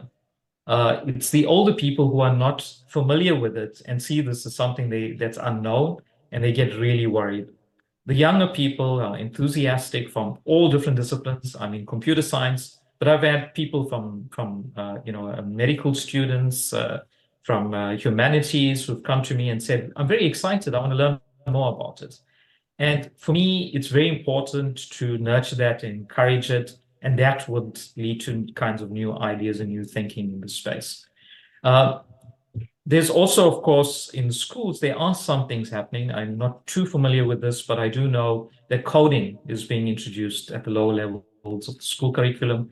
It's not happening as fast as we'd like, and of course, there's skills who's going to teach it. But these are very positive signs. So whatever we're doing, I think we need to speed up. We need to change the kind of infrastructure around innovation, education, and healthcare. We need to, and I like the BCX, reimagine all of this in the future, and then start redesigning our kind of organizational structures to adapt to this. But you need a champion. And I would say creating a minister. The UAE has an entire ministry of AI, for example, and they've created this about 6 or 7 years ago because they identified this. So this is the kind of fresh new thinking I think we need. Thank you, Guru. 100%. So certainly leadership needing to be appointment, that will be interesting given the headlines we've been witnessing of late. But of course, making sure that it is a priority. And given the theme that you've mentioned around being enthusiastic, I'd like to believe that all of us here in the room are enthusiastic around the use and opportunities within AI. We do have about 10 minutes left for this conversation, and I'd like to gauge if there are any questions from the audience. A few have come through online. Yes, ma'am. That is you using AI. I heard a voice from your cell phone. There's a hand that's been noted in the front. Happy to take at least 3 questions from the floor. Refer to those that we also have online. Your hand has been noted, sir. Your hand, sir, and your hand, ma'am. We're happy to come back to the floor for any questions. Please keep your hands up. It's just easier for my colleagues to identify you, to get the roving mic to you. We'll start off with your hand, sir, in the brown suit. Come to you, sir, and you, ma'am. Thank you. Please go ahead and introduce yourself, sir. Good morning. My name is Andre Young. I represent an organization called Business Transformation Design. Thank you, panelists, for highlighting the opportunities that the tools can help us achieve. Besides the opportunities, the question I have is as follows. Based on what Mteto was saying earlier around inclusion and best man for the job, and those lovely priorities that courageous leadership requires, my question to you is, with technology being an amplification of human intent, how do we apply the tools to check the intent so that we might create the economics for the common good, where inclusive societies and open economies and empowered people create the transformation South Africa's been crying for since 1994? Sure. Measure the intent. Thank you so much there, Mr. Young. So we'll come to you very quickly so that we can take the questions quite quickly, and then the microphone will make its way to you, ma'am, if you could keep your hand up. Please go ahead, sir. Happy for you to stand. The better to see you with, sir. Good day, everyone. I'm Clement Masnamela from Malatla Labotech. We in the science space dealing with CSIR. In terms of the AI, personally, I've seen how the universities and CSIR have invested. They have technology stations producing that intellectual properties. But as an entrepreneur, my question always comes back, especially my interest in the health space. Stellenbosch done wonderful work. In terms of that being able to move in real results, some of technologies, we can't compete with the US for argument's sake, but some technologies are there, they are proven.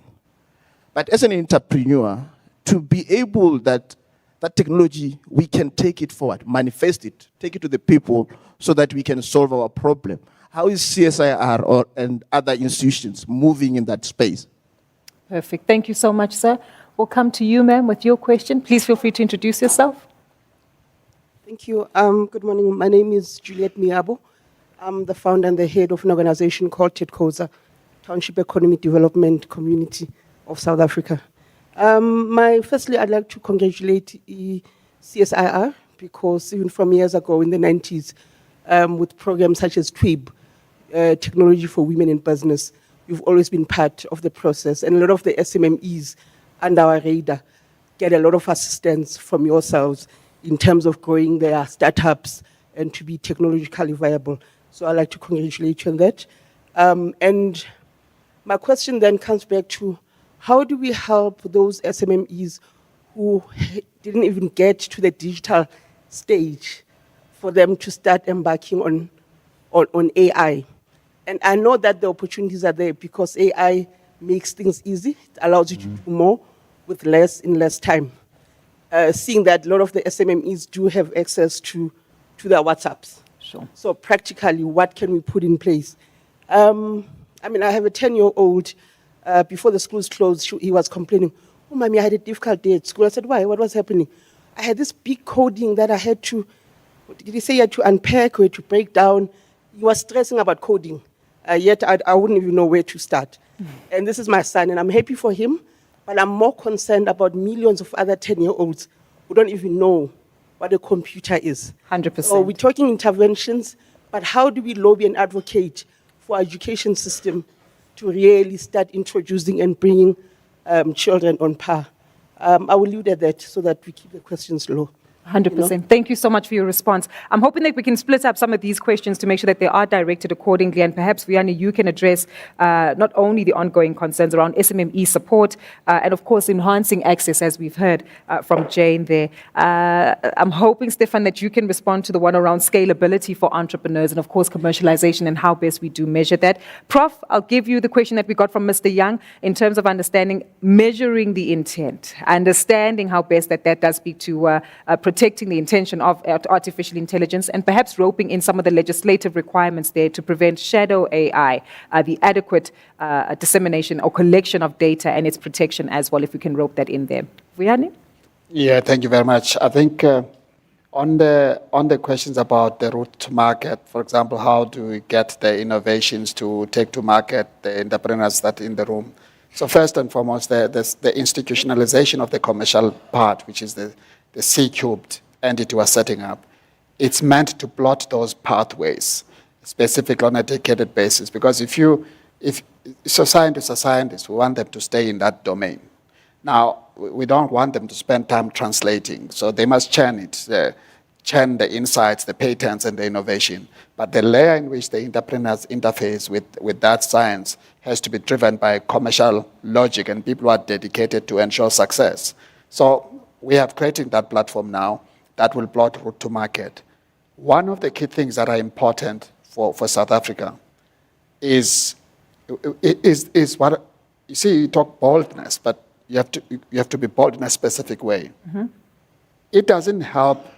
South Africa is consuming technology predominantly. Yes, there are pockets of success here and there, but to take an innovation or invention that is in South Africa that is applicable to a government use, for example, government is the biggest buyer.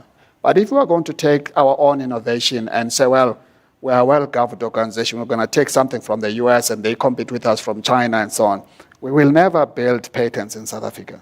There has to be bias for local, so that we can hold those entrepreneurs who have worked with CSIR or anybody else to build the product. What's the point of building the product that addresses South Africa and then we're exposed to all the vagaries of global competition I'm not advocating for a closed state, but I'm saying there's too little that we produce for exporting technology. Let me make this point. If I look at, I spent time at Vodacom for many years. At the beginning of the rollout of GSM, in fact, as late as, say, 2000, Sure. we didn't see the Chinese providers of radio technology as contenders or competitors to Europe and the US. But it took, they were building behind the scenes.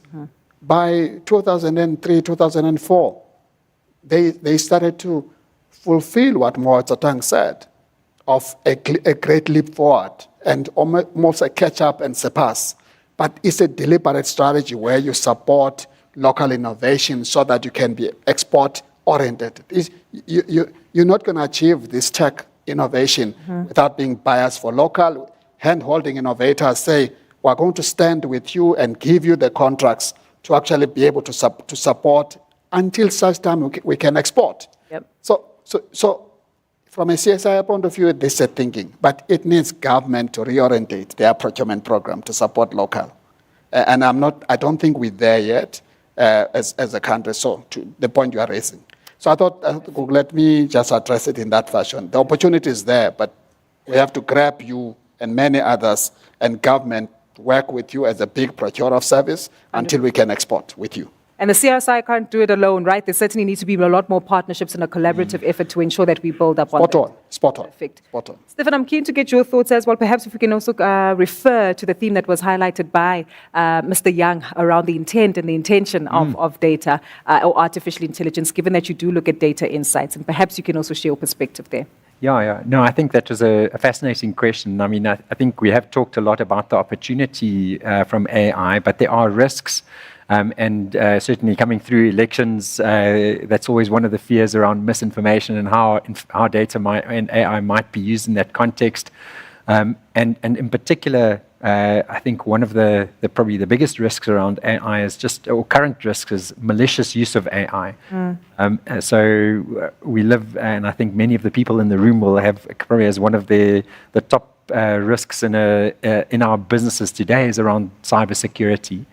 And AI amplifies that. Now, when it comes to kind of intent, I think AI is interestingly making significant strides in terms of understanding intent. And so potentially there is room for us to be able to test intent of our actions also against AI.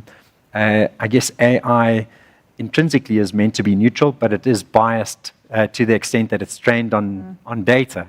And our data is biased. If I think about going back to 2017, when some of the first generative AI models were introduced, if you asked a generative AI model, if you said man is to woman as doctor is to, it would respond nurse. And that would bring out the underlying bias within the kind of training data that these models were trained on.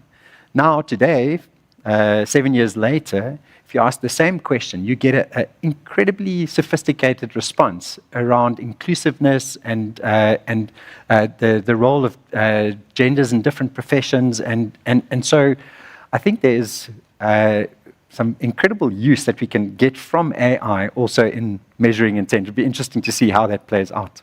I think that would be really interesting, especially given how we've seen AI unfold. If you consider the news of the royal family a few months ago, when a lot of the questions and concerns that were highlighted, that intent does play a critical role there. Prof, I'd like to come to you to share your thoughts and perhaps build up on the theme of intent, but more so, also building up on Mr. Masiwela's comment around scalability, commercialization, as Vianney has also shared some sentiments there. Help us contextualize how we can make this practical within the South African sense. Okay, thank you.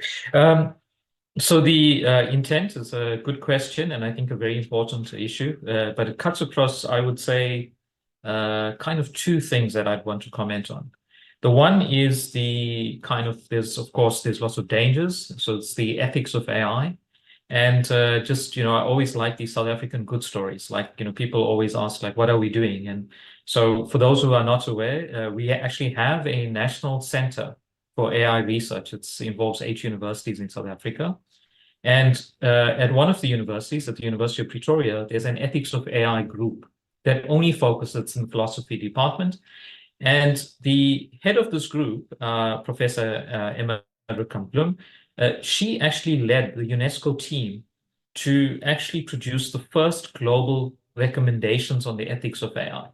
And this is now, it's the global document on it. And, the writing team is, she spearheaded this from South Africa. So for me, this is, so I would say, if you're interested in this, that's, for me, it's the experts created it, some really bright people. And of course, we have an expert in South Africa in this, and I would direct you to that document.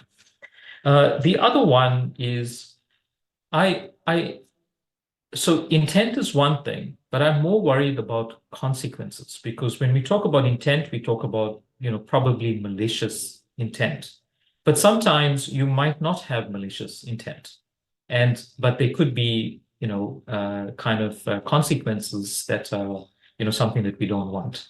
And I think AI with predictive modeling, if you use it in the right way, you can actually use predictive modeling and simulation to predict what are the consequences of a particular action that you would take. And so you can, I think that's something very powerful that we work on. The other aspect on this is, and this is linked, is if we're talking about social good, so if we look at development, there's some really interesting work now that, and some ideas that are coming out at the intersection of AI, the rule of law, and development. And we're going to hold a international workshop in Cape Town in January next year. And we actually want to hold a conference because really when we're talking about social good and intent, I would bring in the Constitution as the guiding principles of this. And that's there's a nice segue between the rule of law, development, and AI, and how these, at that intersection of it. In terms of scaling out, I'll just mention an observation, and I think it was touched on earlier. So we have pockets of, I would say, world-class excellence in AI in the country in certain sectors.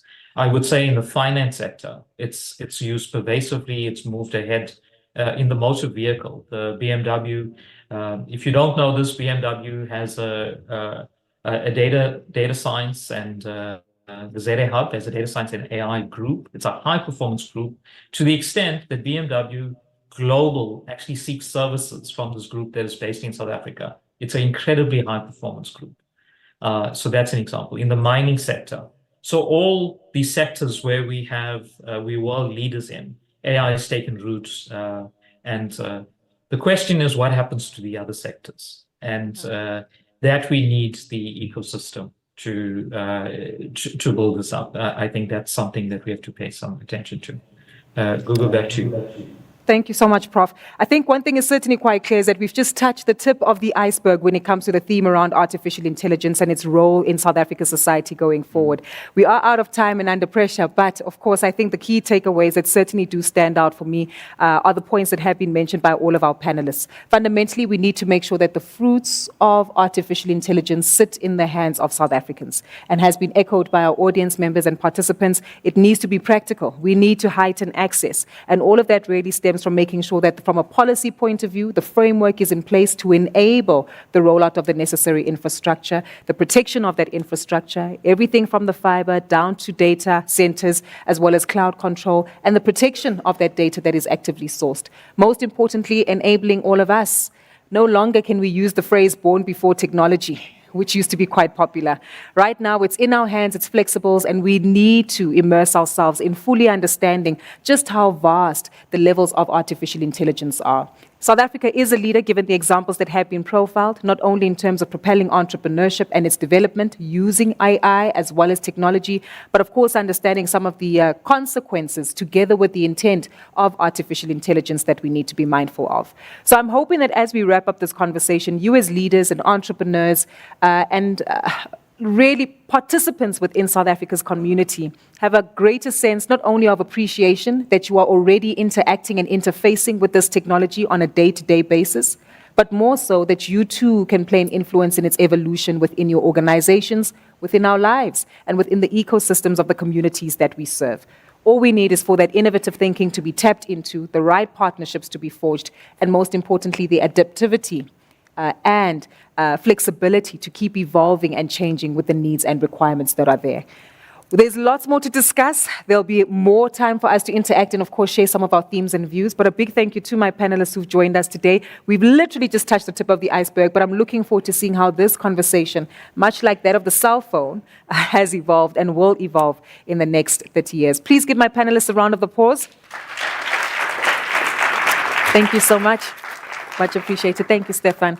That's Stefan from BCX, and of course, Vianney Jahana, the chairperson of the CSIR, Professor Moodley, who's also joined us there representing the University of Cape Town, but of course, a key leader when it comes to leading innovative solutions under artificial intelligence within the research cluster of South Africa. We are going to take a brief 15-minute break now just to stretch our legs, refresh our minds, maybe interact with some artificial intelligence and come back in the room to share some thoughts.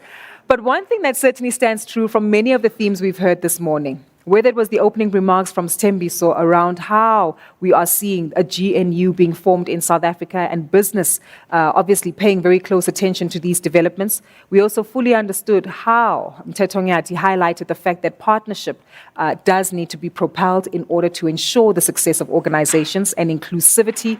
Our next panel, which we'll have after the break, which is about 15 minutes, will give us further detail and insight as to how best it is that we unlock partnership between the private and the public sector. No longer is it just a means to debate over a table around whose interests are more important, who's failing in terms of policy, who's failing in terms of disinvestment. The truth is it's an ongoing partnership and camaraderie that does need to take place, and we're looking best as to how open we can create an environment for the two to actively participate and develop South Africa's economy. So we're looking forward to seeing you back here in about 15 minutes' time. If you do have any questions, we'll be sure to make sure that our moderator will get to them, whether online or here in person. But for the moment, please stretch your feet, ladies and gentlemen, get a cup of coffee or any other refreshment and make your way back. It is 14 minutes after 11 o'clock. Please make sure that you are back here quite promptly for us to commence with the next panel discussion at 11:30. At 11:30. Thank you so much.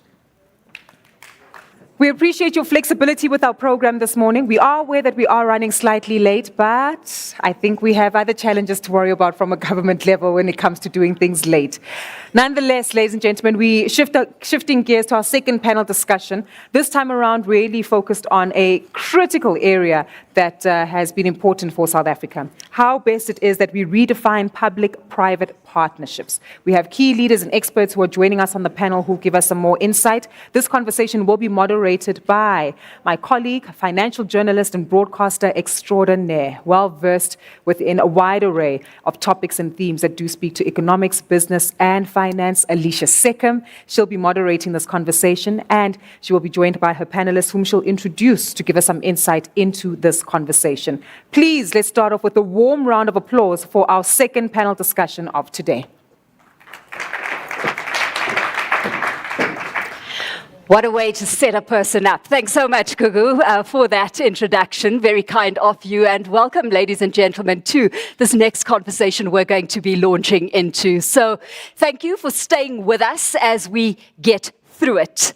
We all know South Africa's entered a new political era, and as we transition now with this government of national unity, the question we're asking is it time to change and redefine public-private partnerships, right? The past 3 decades have made it quite clear that South Africa is going to have to do things differently if it wants to see different results. Certainly the past year has added some impetus to that kind of rhetoric and tone already, where we've seen a renewed and concerted effort, commitment, as far as collaboration and partnership between the public and private sector is concerned. And that's already starting to yield some results.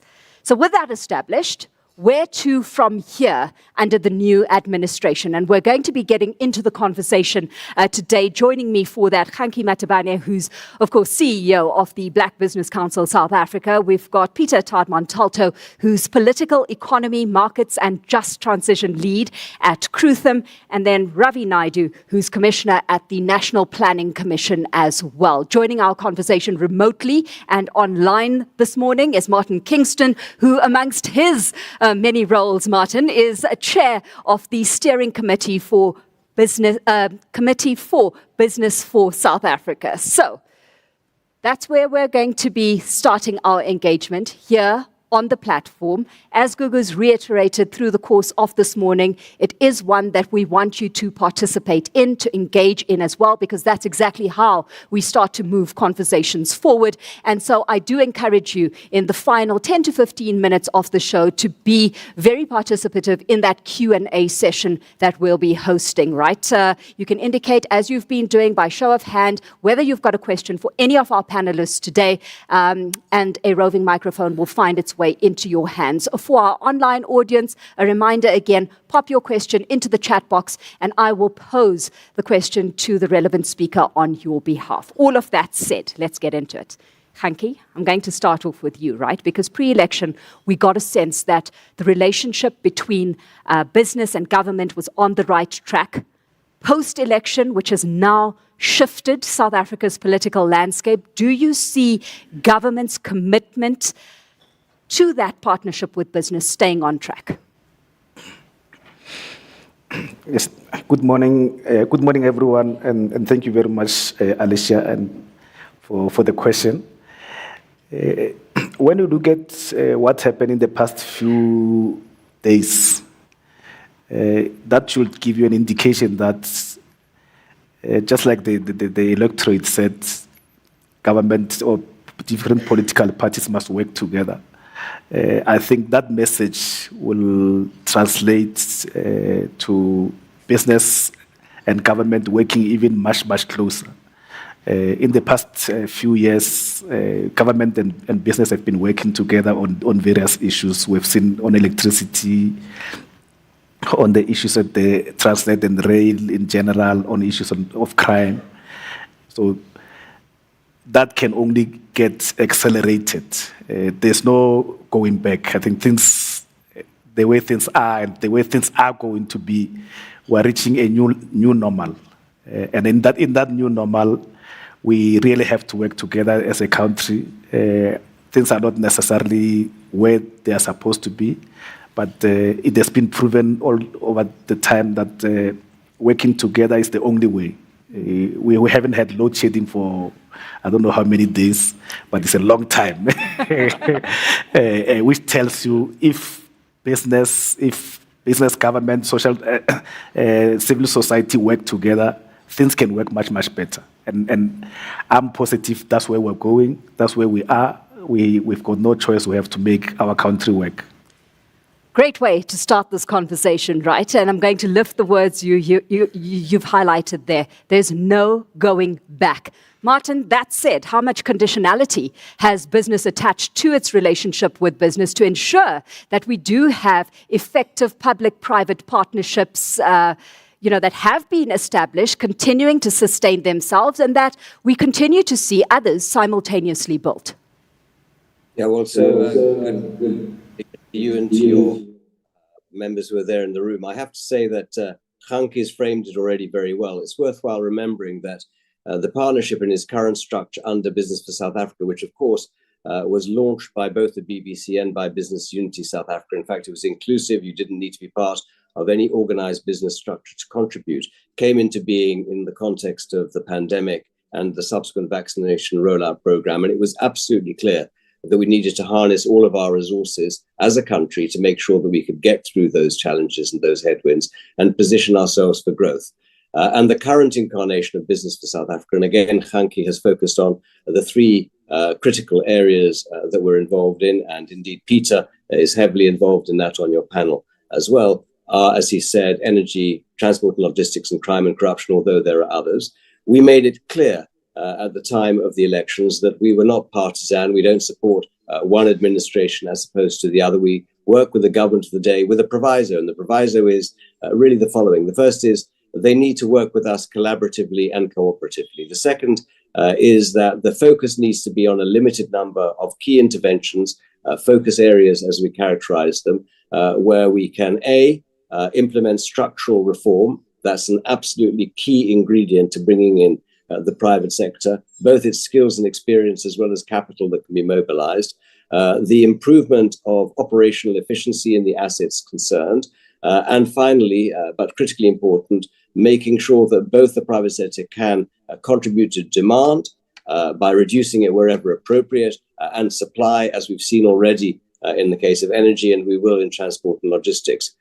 We made it clear in our engagements with the president and with the executive, we'll see who the new executive are when they're appointed, that we needed to ensure that there was alignment between government and indeed business as to what those priority interventions should be, that we could measure progress, that we would honestly, transparently and regularly account to the public at large as to both the progress that we're making as well as any challenges that we face. And on that basis, we would scale accordingly. And finally, I'd like to say that Nkhanki again has indented, we need to actually redouble our efforts and our commitment on the basis that the government that comes into being under the 7th administration has a similar approach to the 6th administration. In fact, the president has already articulated the need to accelerate many of these interventions and to look at other areas, providing that we've got the bandwidth as a country to focus our time and effort, including water, including other forms of infrastructure, in particular municipal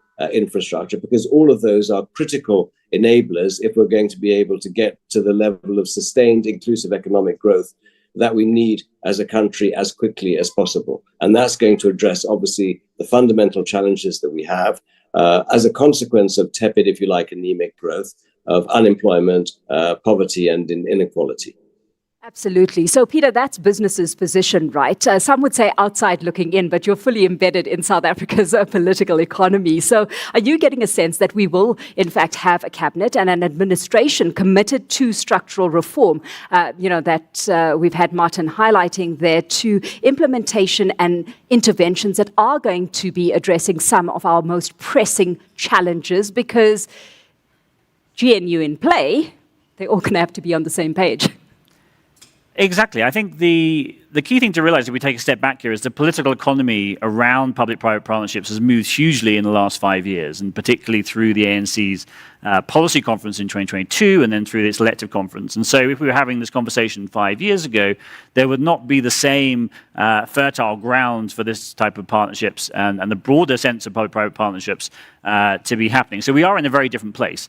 And I think we do have to push back somewhat against this narrative, which I think is too narrow and sort of constrained, that if you don't, for instance, have the DA in the GNU, no structural reform will happen. That is not the case. We have seen through the business partnership and through particularly the work of Operation Vuunlela, a huge amount of work being done in the priority areas in the last couple of years, particularly from the work of Ovi in the presidency on things like the Electricity Regulation Amendment Bill and water, which is sort of a silent reform. We've entirely changed the way that the water regulatory structure works in the country. And so the ANC is in a very different place now around the need. Now, one could argue it's reluctant. They've tried everything else. This is all that's left now is public-private partnerships, but that is the place that we are in. So I think we're in a very, very different place, and that needs to be recognized. Now, it's true, and as Martin said, that business can only focus on a few narrow things, and that's why the wider composition of cabinet is important. Business cannot, have a partnership on absolutely every single responsibility of every line department and every minister's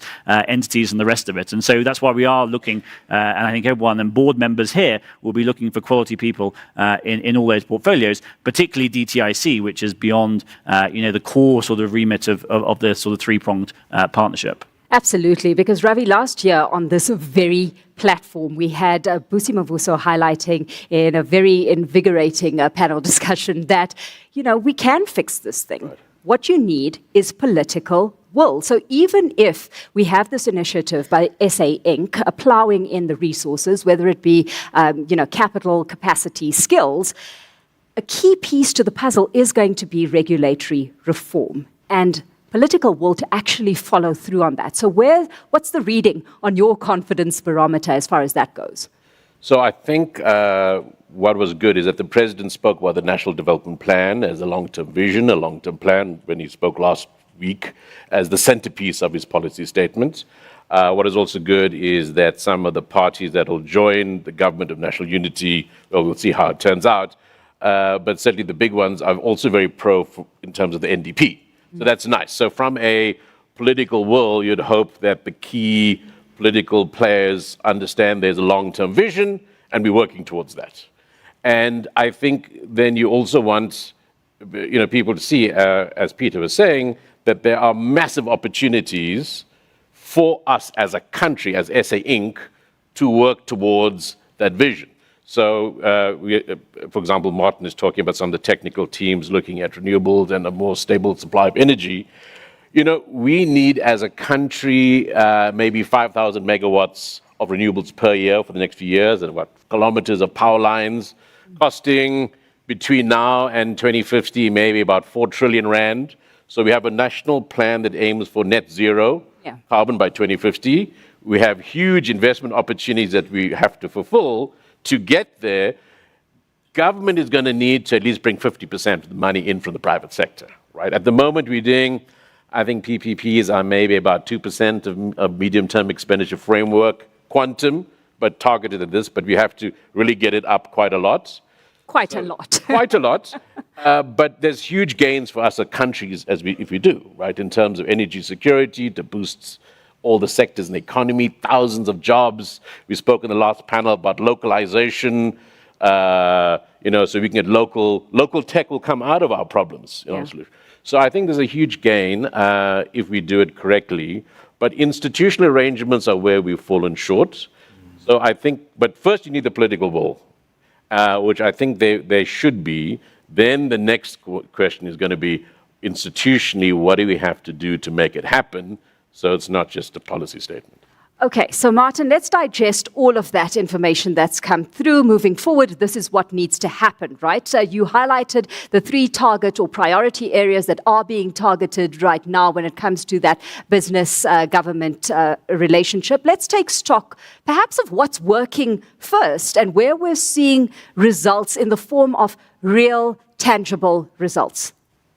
Yeah, so Alicia, I'd like to go back a step because, and indeed it was touched on to some degree by Mteto in his, I thought, excellent contribution, which is we need to have the right leaders in place on both sides of the table, and we need to put in place the appropriate architecture to ensure that we can drive these processes forward. So in the context of that architecture, we were very clear, as was, I have to say, the government, that we needed to put in place structures, scope of work, deliverables. We needed to resource them appropriately.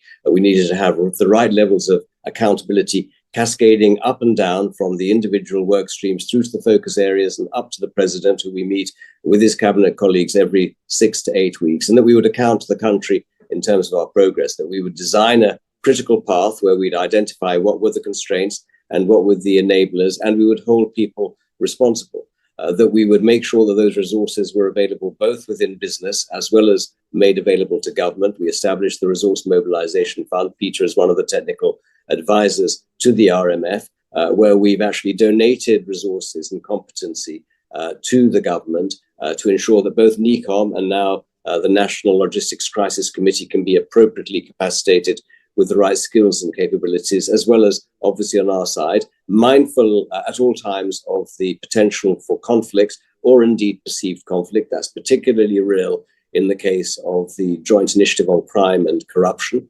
where we need to stay absolutely within our lane, but nevertheless, where the business sector can come to the table with skills and capabilities. And the way that we look at it, Alicia, is if we actually harness all of the resources, the capacity and capabilities within the private sector, and that's not just big business, it's big and small business, formal and informal, but subject matter expertise, mindful, as I said, of the need to navigate any potential perceived conflicts, then we can actually make a massive contribution in terms of addressing the issues. And Ravi has addressed some of this already. I mean, we have, as a consequence of the structural reform that has already started to take place in the energy sector, brought on stream a significant amount of additional capacity, some 6 gigawatts of capacity, twice that already in the generation pipeline. The same will have to apply with respect to grid infrastructure, working collaboratively and indeed in partnership, not just with government, but also, of course, with Eskom. The same thing applies in the case of Transnet. We've seen new executive management being appointed. We've got working groups in which both business and government are cooperating alongside Transnet to address issues both on rail and in port. And if we look at the crossover between both energy and transport, one of the biggest challenges that we have is infrastructure theft. The private sector has had some 500 people working just on the rail corridors alone to be able to preserve the integrity of those corridors to ensure that we can get our goods effectively to the port and then to market. Now, I think that we need to manage our expectations in terms of how long it takes. And as I said, a precursor to all of this is making sure that we're ad idem, we're aligned as to what the scope of work is, as to what the deliverables may be. But we know that the country as a whole is very impatient, and we need to build, and in some cases rebuild, levels of confidence that have been eroded over the past several years. And the way that is doing it is not by having unrealistic expectations that we're going to be able to, cover the entire blackboard, if I can say, with initiatives. We need to be very focused and very selective. And that's exactly what we're doing now. We will start to see, I believe, over the next 6-12 months. And again, I'd like to sort of point out that what Peter said is absolutely correct. Structural reform has already happened in a number of areas. It'll be accelerated under any government in the 7th administration of that. I have absolutely no doubt, where we can actually extend to other critical areas, as I said, such as water and indeed other forms of infrastructure, if that's appropriate, at all times having a mind to how we can scale employment on a lasting basis, particularly with a view to the youth. But we need to recognize that significant damage has been done to the economy over the past 15 years. We have certainly, and again, Mteto acknowledged this, scored a number of home goals. We can't, blame anybody other than ourselves for having failed, A, to address some of these issues, B, to take decisive action, both the decisions, that's what Busi was talking about last year, and then implementing those decisions. We can't take decisions for government. What we can do is help evaluate the options and then provide some of the resources to ensure that they're implemented efficiently and urgently and doing. Finally, if I can just talk briefly about crime and corruption, one of the biggest issues that we've got there, of course, is the ongoing challenges posed to the country by grey listing under FATF. We have to work again together with government. The cost of capital has increased. The availability and accessibility of capital has reduced. Once again, we're aligning ourselves in particular with National Treasury on how we can dismantle the final areas that need to be addressed in the context of our grey listing. Absolutely. So, Hanky, my next question to you is probably then going to display, I guess, some of my impatience, but let me give it a go anyway, right? What's businesses' on-the-ground experience of some of these reforms and changes that are starting to happen behind the scenes here and being transferred? I mean, what kind of feedback are you getting on your end? Maybe let's look at the challenges specifically with the triple Ps. Looking at infrastructure, because we have a serious unemployment problem in South Africa. We've got a serious economic growth problem in South Africa. And we think the public-private partnerships in terms of infrastructure can actually help in creating jobs, especially jobs for people who are not necessarily skilled, because I think that's where most of our problems are.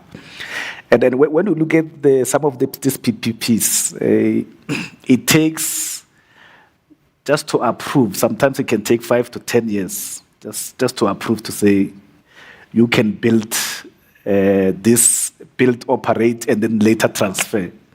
There have been very few success stories. For example, if you look at the offices where the DTIC is, that's one of the success stories of triple Ps.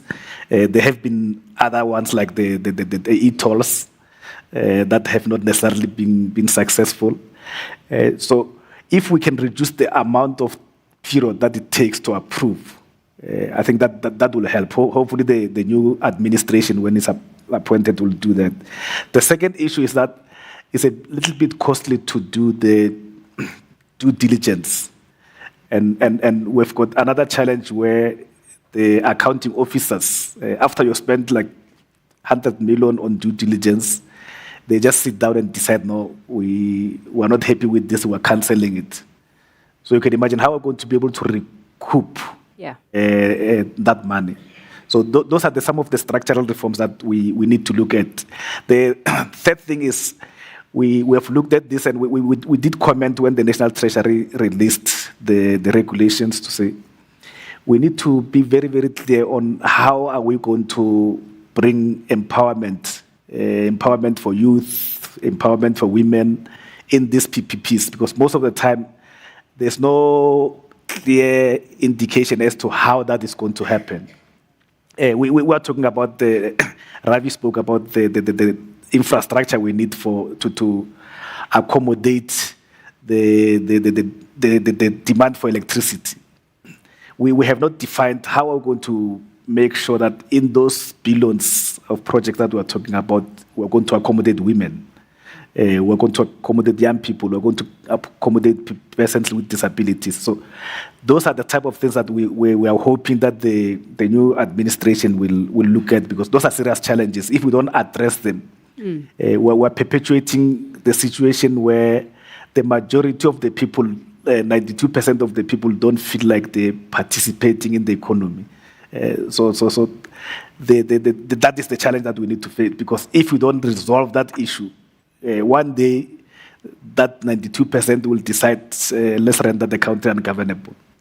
Yeah. So we've got to relook at the mechanisms, right, to support this agenda moving forward. I'm going to drill into the detail with that with you, Peter, in just a bit. Before we do, Ravi, let's look at the Energy Action Plan as a key point, right? Because on that front, it was the fast tracking of the energy regulation amendment bill that actually saw things going in terms of getting an influx of capital into where investment needed to be made, right? So does that stand as robust enough a blueprint for us to start pursuing now the broader agenda? I think South Africa has done quite well under pressure at the last minute, 1 minute before full time or in injury time. As is often the case, we have sent out the super sub who scores. Okay. So I think in that case, the straw that broke the camel's back in a good way was when we hit stage 6, load shedding, and everyone said, "Oh no, this can't go on because we're just counting the billions lost." And suddenly there was this huge pressure for political action, and then you started to think about why do we limit projects and actually put caps on them when in fact somebody is doing five projects worth, but dividing them up into 5 expensive transactions where you can just take the cap off and suddenly, you can do the whole lot. And I think that has unleashed quite a few thousand megawatts. We've had, as Kanki said, 3 months of no load shedding, partly because because we have this self-provisioning and the surge of electricity. And I think I think that's good. We are making progress, and I think Operation Vulindlela team of the presidency has made a huge difference working with business in that regard, because they're problem solving within the sort of practical solutions to regulatory issues. And the same thing we would need to do in the other network infrastructure. So water, as we know, is another big one.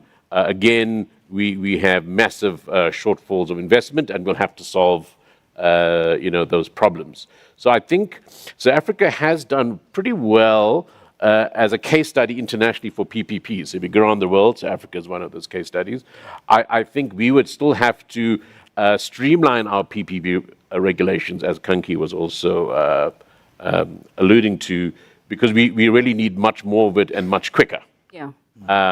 And we would also have to, maybe the last thing, rethink some of the regulations to accommodate more transformation goals. Like, I think a lot of our regulations are not fit for purpose from a transformation point of view. Mm-hmm. And we would have to look at also how we do that. Yeah, and there's a lot of work underway, and we know that the thinking is happening, right? When you're looking at the freight logistics roadmap, that's been approved by Cabinet as well. Going broader than that and speaking to what Hanki said, Peter, we've got amendments of National Treasury's PPPs regulation. And that's all in a bid and aimed at strengthening these public-private partnership pipelines by encouraging the private sector to actually propose more unsolicited bids, right? So how do you see this opening up the taps at this stage? So we sort of have this onion problem at the moment that we keep sort of peeling back layers and layers of necessary reform and finding others underneath. And the PPP Regulation 16, the PFMA amendments that Treasury's now put out in April for public consultation, is a perfect example of this. A relatively boring technical piece of regulation that speaks to Kanki's problems that have been encountered, but is super critical and has so many is a dependency of so many other parts of the reform process. So currently, basically, PPPs in the country are regulated. If you're doing an interchange in a municipality, is regulated like a procuring a nuclear power plant, and the level of due diligence required, the amount of process that has to be gone through is too high. And so Treasury is trying to introduce a more risk-based approach through this regulatory reform that's undertaking. But that feeds into the water reforms that are going on. It feeds into the PPP office that's been set up in the Department of Transport. It feeds into everything, including transmission, procurement and investment, and build, operate, transfer as well. So it's a classic example of these underlying problems that we need to fix. Unfortunately, the other thing it then will expose as we peel back the onion is obviously municipal capacity. And the big problem we have, that DBSA and other people and banks who are trying to finance infrastructure, of course, is that so much of the country is not bankable. So, 64% currently of the DBSA's balance sheet, 2/3 odd, is just metros. Basically 95% of local government is not bankable currently at the moment. And so we then need to solve that problem. And there are very good things going on, like D-Labs at DBSA, which is trying to address this. But it remains a challenge. But we also need a mindset change, I think, still to go on PPPs. Eskom and particularly NTCSA is still fully to buy into the PPP model as opposed to doing everything in-house, of doing it with the private sector. There are still decisions to be taken on that front. Transnet maybe is still fully to give up maybe all its desires to control PPPs to the Department of Transport. So we're in this process, and I think, to Martin's point, we'll get out the other end for sure, but it is still taking some time to deal with these dependencies, deal with some of these mindset changes. Yeah, and it's that mindset changes, right? Because as much as we're talking about these new rules of engagement that's starting to come to the fore, Martin, and that happening on the one hand, if we move beyond the scope then of those three priority areas that you're working on and that you've highlighted, a lot of unease has been triggered around the NHI, for example, right? Which reflects then almost a one step forward, two step back trajectory with policy. So how do we reconcile the two as we navigate this? Well, it's a very interesting challenge and a big problem because, of course, in the case of NHI, business has been unequivocal that it's unimplementable, unaffordable, impractical, and we could achieve the same objectives much more quickly and much more efficiently by actually harnessing the capability of the private sector. When we saw very specifically during the pandemic how damaged the public sector was, particularly at obviously provincial and specifically municipal levels. But we know, practically speaking and pragmatically, that the government or the ANC government at that stage rushed through the legislation for NHI, which, as I said, we don't have the fiscal space to implement. We don't have the technical resources, and actually it doesn't work as a model as currently constructed. Rushed it through both the National Assembly and NCOP. Interestingly, despite the thousands, literally thousands of inputs that were given,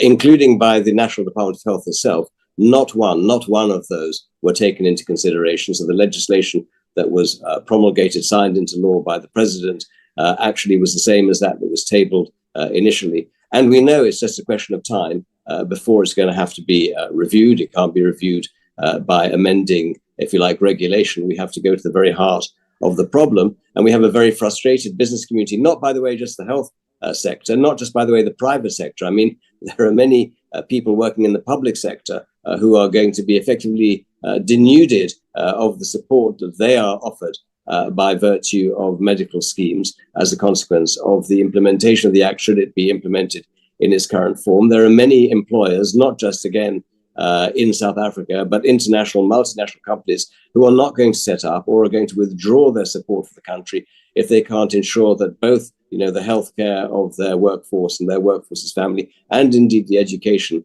is properly protected and affordable and accessible.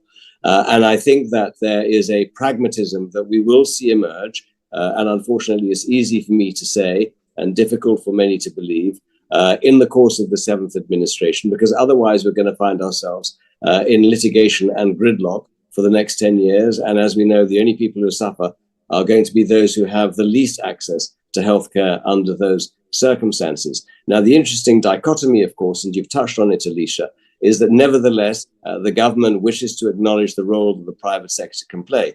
And indeed, as we were saying, and I think that you alluded to it, and indeed everybody on your panel has talked about it, we can't assume that people are going to change an ideological bias overnight, nor can we accommodate the views of every single stakeholder in the room. It requires decisive and convicted leadership that has to bring the key counterparties, if you like, along with it. And that applies equally, by the way, in the private sector as it does in the public sector and more broadly within civil society. And that is exactly the process that we're embarking upon, or we've had to embark upon, in the areas we've already focused on, and indeed those areas that you've touched on, such as healthcare, and that we've heard previous speakers talk about. For example, Vianney, in the context of utilizing AI for education. We need to bring all of those resources to bear if we're going to be able to, change the trajectory and improve the velocity of travel in the coming, and it's in the coming months and years. It's not in the coming decades. We don't have time.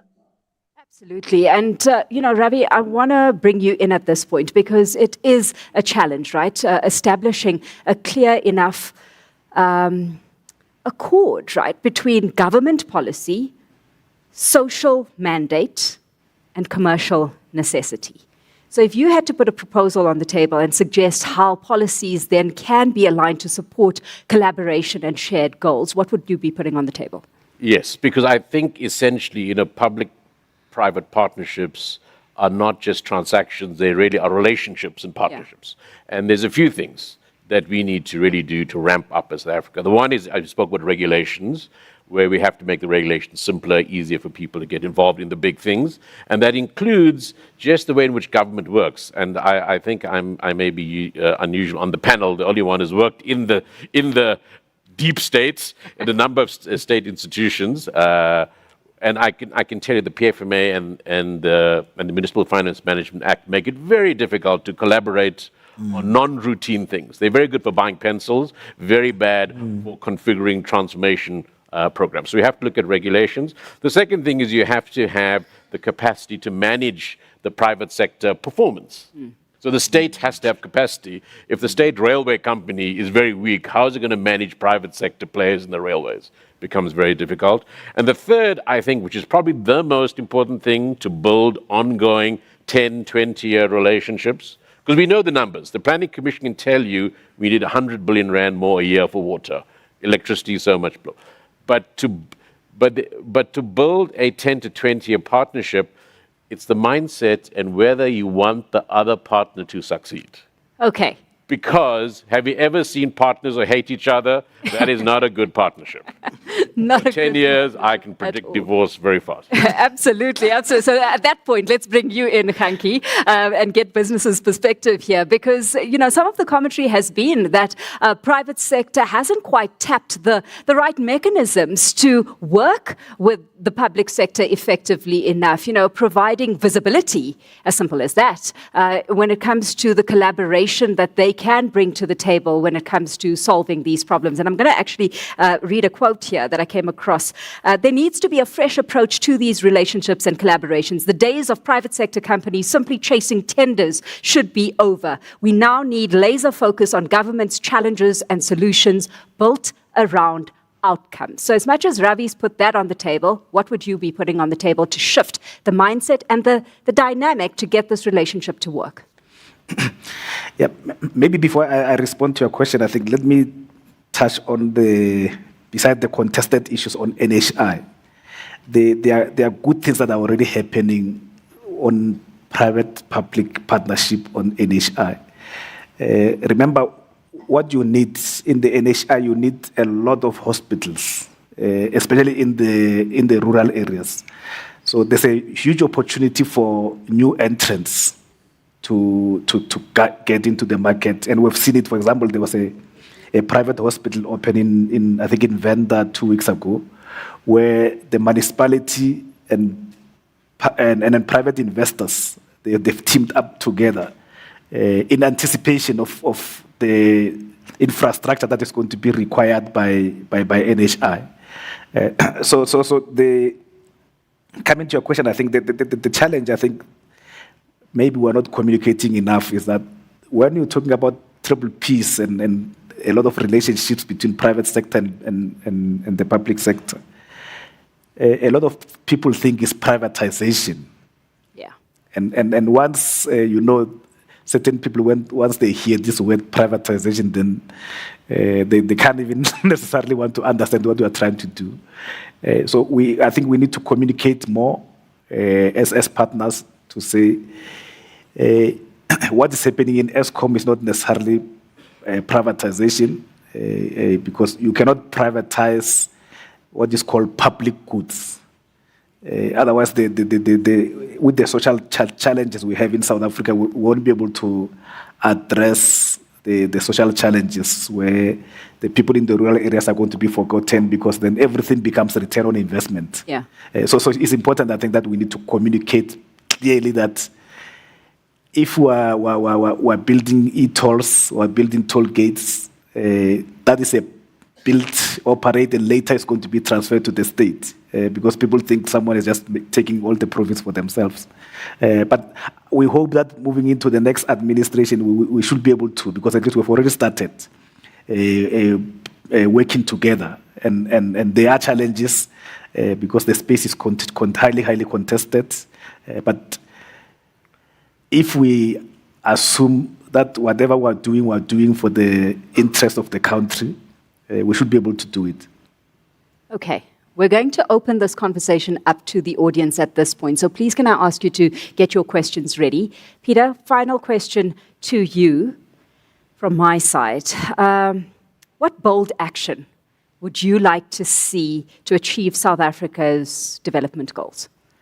Well, we're about to go into a GNU policy convention, social compacting, whatever you want to call it. And I think the point Ravi sort of alluded to earlier is there are no new ideas, right? There are no new magic recipes for making the marriage work. I think we know what the issues are. We know the transformation issues. We know the impediments. Everything's very well communicated, like on NHI. There needs to be decisive leadership, I think, is more the issue. But I think the interesting question, maybe to slightly reframe your question, to the members of the audience as sort of board members of South Africa is when you think as board members about nation building and what you do in public-private partnerships, it may well be to sign the CEO pledge for B4SA and stuff like that. But in reality, the choices you make are going to be, are you utilizing new PPP rules to upgrade and interchange because you have more trucks coming through a municipality? It's those sort of questions. Are you upgrading local water treatment plants? Those sorts of issues. And I think those are the sort of mindset issues that in the private sector, if you're given the opportunity through these reforms, become very interesting. Buying electricity through aggregators, green electrons, in a very different way. There are a lot more options that are opening up for boards, I think, to set a sort of a different mindset and to steer the economy as well, which I think is an interesting thing that our board member audience shouldn't forget. Absolutely. Okay, so at this point, any questions from the audience? And I am very cognizant of this ticking clock in front of me. So can I ask you to keep your questions brief, to the point, very targeted, so we can keep it moving. In the front here, we've got a question from the lady. Okay, thank you again. I don't have to introduce, but I just want to touch on this issue that transformation. I know earlier on it was mentioned that it's supposed to be a negative word. If you look at where we are as a country 30 years into our democracy, we cannot run away from the word transformation, because transformation has not worked for the majority of the private sector in South Africa. And when I say the private sector, I'm talking about SMMEs, because we tend to forget that those are actually the private sector. But I'm just going to run and just say that it's actually said that when we're talking triple Ps, we have a situation where the big private, I call them big brother private sector, which is clearly well represented here. Yes. You are representing the big brother of the private sector. that there's always gatekeeping, and then there are many ways that the big private sector yourselves that come up with to make sure that you have monopoly and you limit and block entry for small businesses in a lot of areas. And we just have to see going forward how we deal with that. So what it says that the government of national unity, at what point are we going to have the business of national unity, where we are actually being inclusive? And my last point is, we always say that there's no political will. Yeah. But I believe there is no business will. The business sector, the private sector, wants to make sure that they maintain the monopoly and then they keep small business as so-called township economy, which is an insult. We saw that with the black industrialists. We don't have township economies participating there. And it's a pity we've got no one from government here. Thank you. I'm going to put that comment to you for a response from your side, because, I mean, we've got to acknowledge the fact that, we cannot have business exist as big business if society around it is failing. So your response. Yeah, I think I think Ravi will know better because he's a commissioner. There hasn't been too much focus on small business in real terms, and then from the National Development Plan, you'll know that for us to create 11 million jobs by 2030, we needed to ensure that those, I think 90% of those jobs come from small business. But I don't think, again, maybe it's political will again. And then also from a private sector point of view, there will be issues. There hasn't been too much focus. The focus, if you look at if you read the speeches of the president all the time, every year, he will say, we want to create so many jobs. But I think that is the wrong target, because jobs are supposed to be an output of something that has happened. You can't sit today and say, next year I'll create 2 million jobs, but you haven't necessarily done anything. For me, the target should be saying, we're going to create 100,000 small businesses and support them, but also support them financially, but also give them procurement opportunities to enable them to grow. And if you do that, then you're measuring where things are supposed to happen. If you create 100,000 small businesses, you can easily count the number of jobs they're going to create. Okay, so Khanki, again, we're talking political will there. Peter, do we need more business will?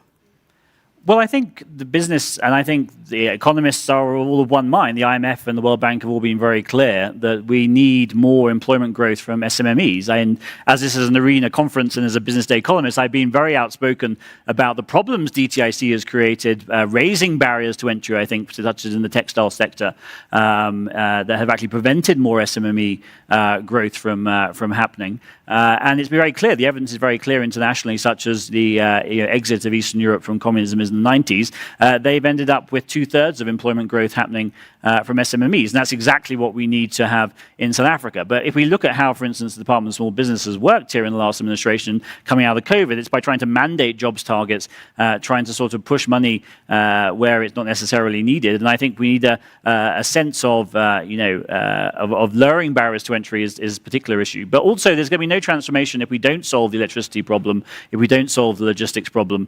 And these are areas where I think big business can obviously help. But no, I think we're very clear that SMEs are the way forward. Quick response from your side. Yeah, so I would say definitely the labor dispensation, tax dispensation for SME should be different to large businesses. Yeah. They should have less obligations, and that's from the government, and then the private sector should be under pressure to contract more from smaller businesses. Yeah, absolutely. Question here in front. Oh, and they're going up, and the clock has stopped. Let's try and squeeze another one in. Difficulty must. Okay, my name is Dr. Nomonde Mabuya. I'm not going to talk on NHI. I'm really standing up because I think we are getting, there's an emerging crisis and we don't seem to be putting our eyes on it, and I'm worried about water. We need another super sub on the water side, and business and the National Planning Commission. I really do want to know what is your plan, because our water security is really threatened. Climate change is real for everybody. Our coastal cities have got issues around the rising sea, and we're getting salination of water. Our agriculture and food is going to be really threatened. What are we doing to address these big issues in water? I mean, right now, the city of Johannesburg, losing 43% of its water through the decay in the infrastructure and that sort of thing. So for me, if we don't necessarily address the next crisis, which is water, there might not be voters because people are just going to have issues. There are going to be health issues. There's going to be no food, and there'll be lots of issues. And I think we need to address it in the same way we have with Eskom. Yeah, no, thanks. Can I go on that? Go I think that, straight into as I tried, and thanks for the question, and as I said in my very first statement, I do think water is already here as the next Eskom or infrastructure requirement, and I'm sure Martin and team, there'll have to be a crisis committee looking at that for sure, because so the Planning Commission has done a fair amount of work on it. We know we need 139 billion rand per year to go to water infrastructure. We are spending 139 billion rand. We need to spend 215 billion rand. That's before we take into account the full climate change requirements that we have to also factor into infrastructure. So again, huge deficit of funding. A lot of that is going to have to come from the private sector in terms of investment. So the Planning Commission has done work. It's engaging with infrastructure teams and the government to implement that. And one of the things we'd love to do is look at how we convene that. And that would also then be, again, capacity on the state side to take forward what we know is coming. So at least we know what's coming. Now we have to say, how do we get ready and get our gears into action on that? Because as the question says, I mean, we are already dealing with implications. Absolutely. And before we need to get to another crisis committee needing to be formed, can I squeeze one more in? Okay, but it has to be quick. So let's go. I'm Tina. Hello, everybody. As everything that has been spoken, I'm way younger than the 30 years of democracy in our country. But pertinent questions that I want to ask in regards with big businesses is big business does not allow the government to do anything. They make them seem incompetent, I mean. They make the government seem incompetent in the fact that the transformation thing that was mentioned earlier, there's no transformation in corporate South Africa. When there's transformation, they take us black people, put us in managerial positions, take somebody who's another skin color, who's got grade 12 as a personal assistant. Can you please wait? Allow me to. I am, but I am also cognizant of it had to be a quick question. Please, but please allow me You to. can continue. I'm the first young person to stand up here. Okay. Please give me the chance to speak. Okay. On that, and then we're not given a chance. You get that somebody, a black person, put in a managerial position, went to school, got all those, education that was required, but still gets paid less. How is that transformation? Mm-hmm. Okay, so, and I hear you loud and clear. One last thing. Another thing, we are being pushed out of the working class in South Africa. Big businesses is consciously hiring immigrants to push us out of the, we cannot work. You'll find somebody who went to school, who's 35 years old, pushed out of the working market, and then they say you are no longer employable because you're over 35 years old. But how is that possible? Okay, let me give Martin a chance to climb into this conversation and respond. There we go. So Martin?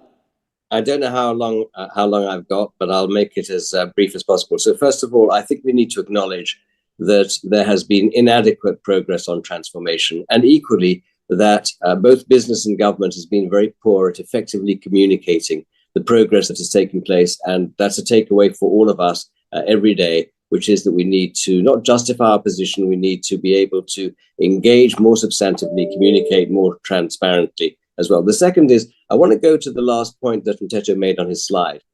I think that none of us would dispute the fact that within certain caveats, we need the best performer for the job. We need a performance culture, if you like, and the best person for the job. That applies in the private sector. It applies in the public sector. It goes all the way down to municipalities. It goes all the way down to SMMEs. And we need to capacitate and support people to achieve their potential. And once again, I think that we've made much more progress than people give the country credit for, but we don't articulate and communicate it very well. And the last point I'd like to make, And it goes not just to the point that was made about business, whether it be big or small, it goes to the issue of crises.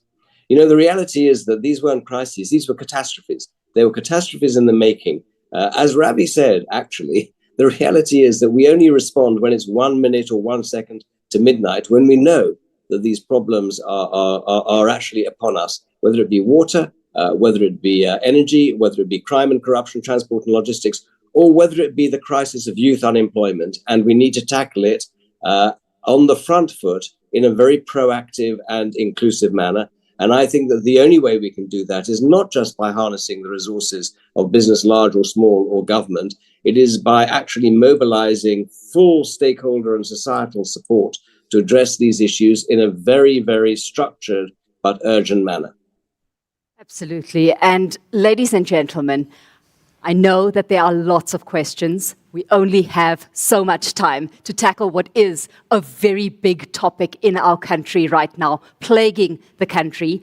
I will, though, give you an invitation to confront any of our panelists during the comfort break that is coming up next. You can and are more than welcome to engage and address some of your issues directly with them. Ladies and gentlemen, thank you for your time.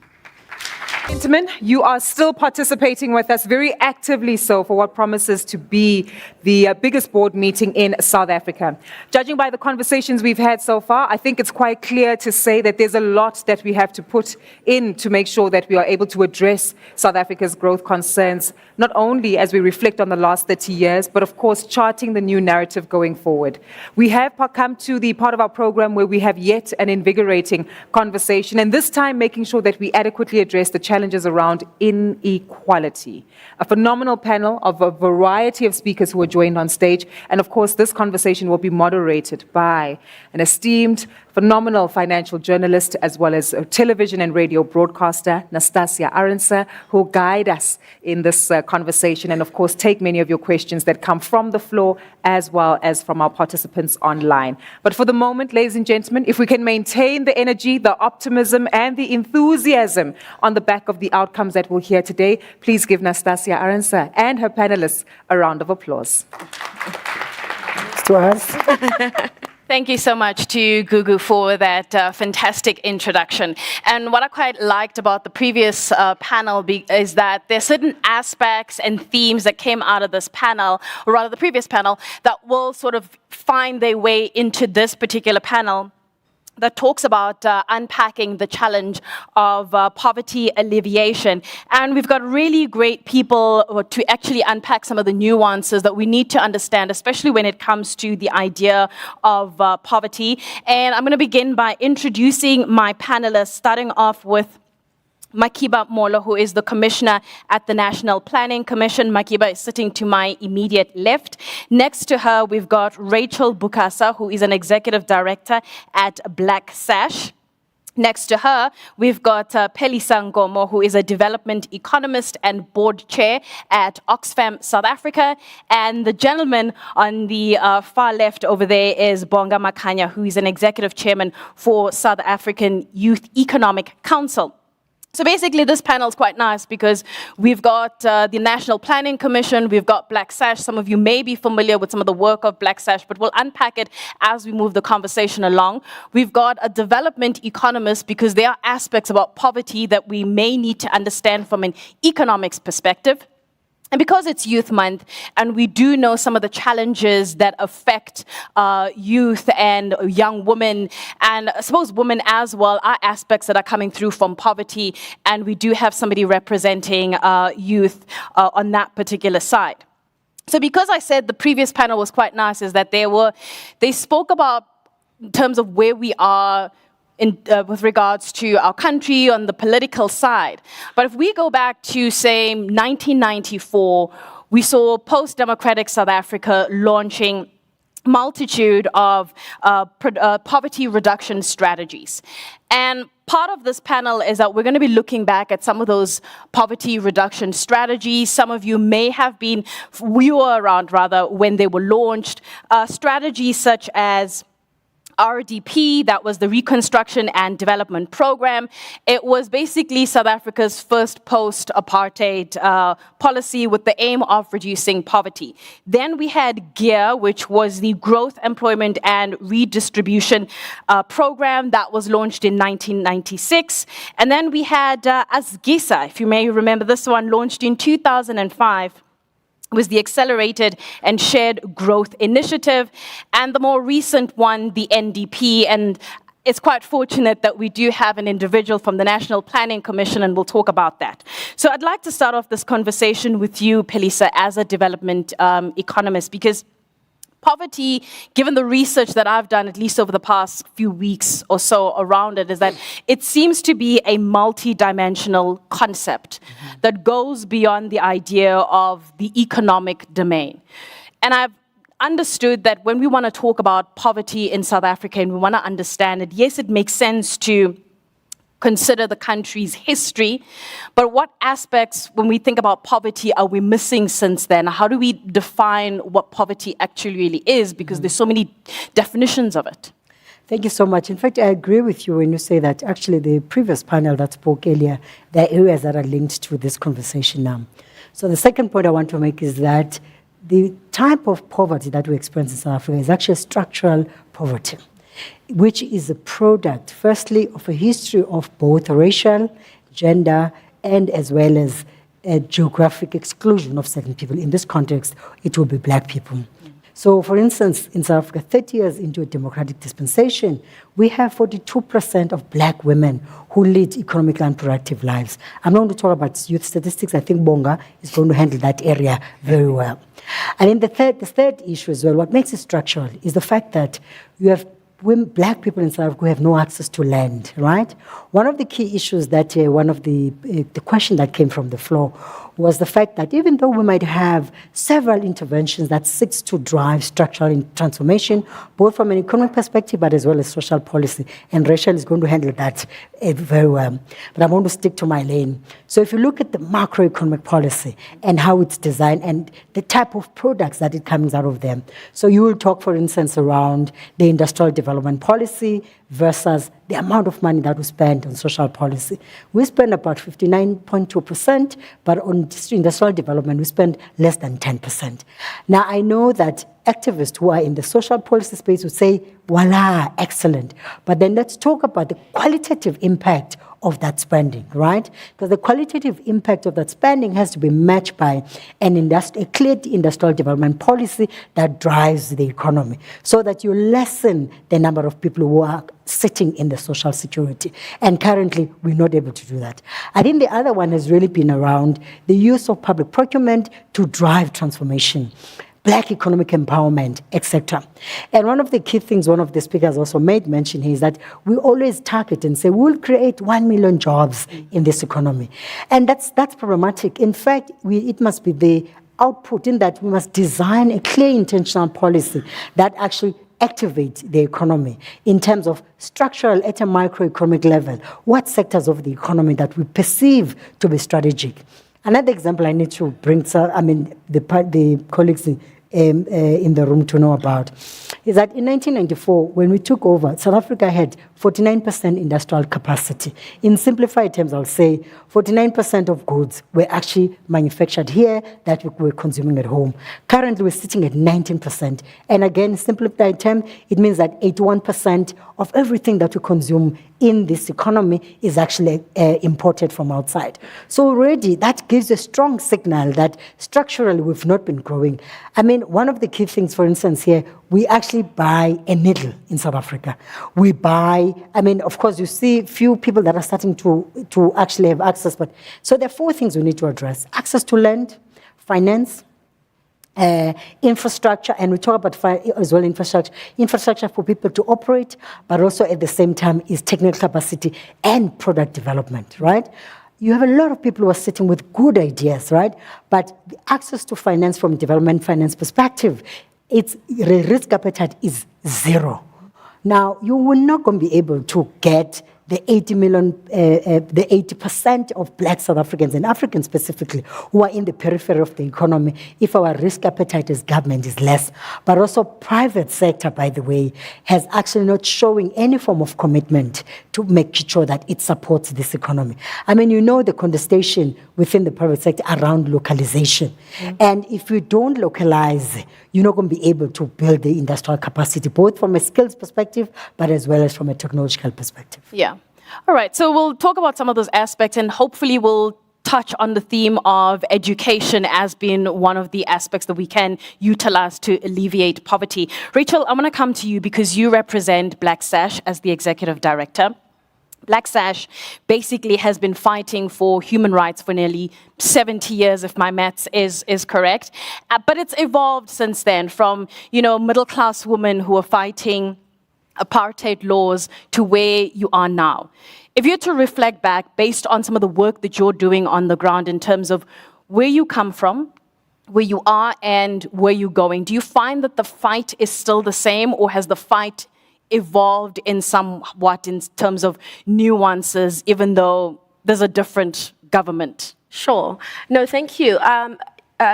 To say it was white women, in fact, who started Black Sash, who were not in a position to protest per se, because their husbands were perhaps in influential positions in government and law, etc. So what they did is they got together, and as a sign of protest, whether it was past laws, whatever was happening, they would wear a black sash around, like Miss South Africa, the sash.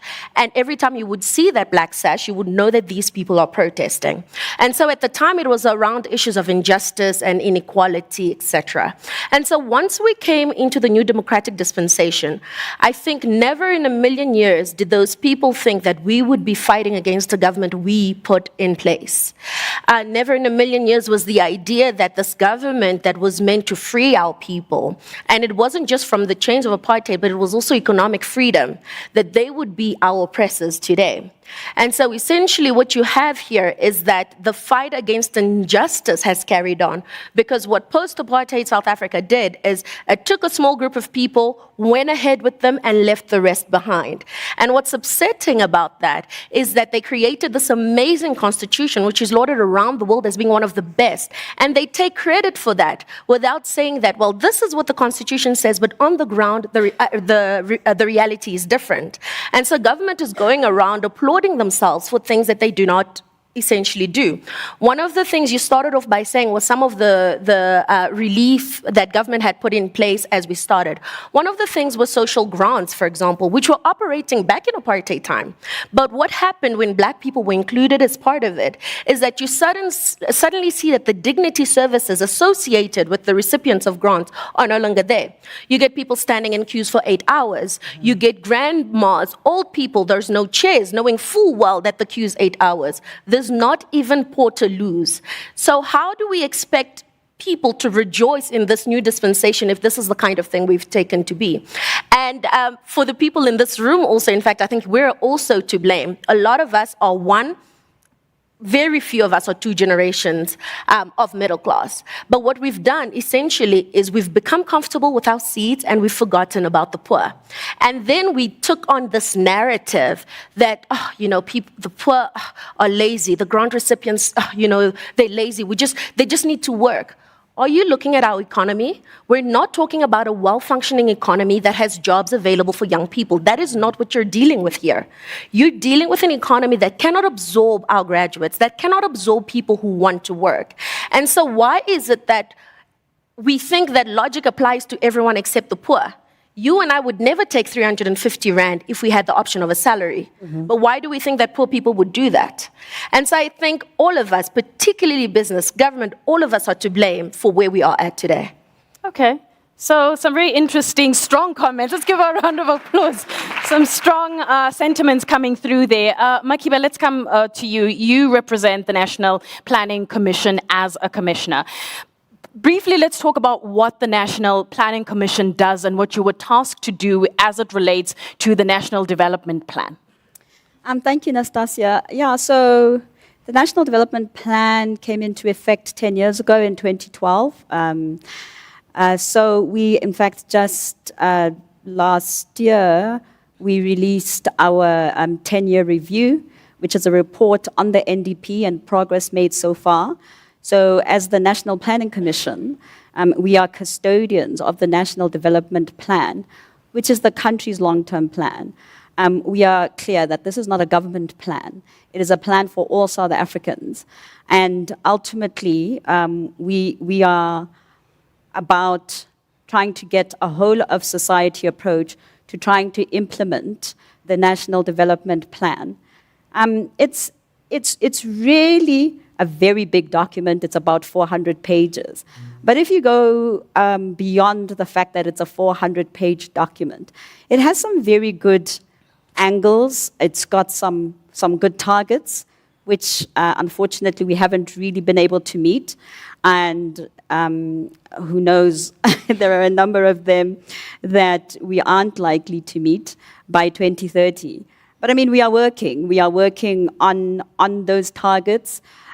We are at this point trying to really get a whole of society, as I've already mentioned, approach to kind of to coalesce. I mean, we're all talking about coalitions now. We are also trying to coalesce with the private sector, with civil society, because it's up to all of us as citizens of the country to alleviate the three challenges of poverty, unemployment, and inequality. I think the panelists have already spoken a lot about poverty and the challenges around that.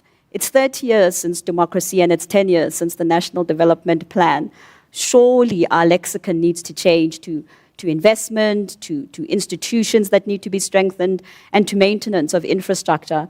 Clearly, we need investment to try and really not just shift the needle, but to break it, because we really do need structural reform in addressing poverty alleviation. So as the National Planning Commission, that is really our focus. One of the commissioners spoke on that panel earlier.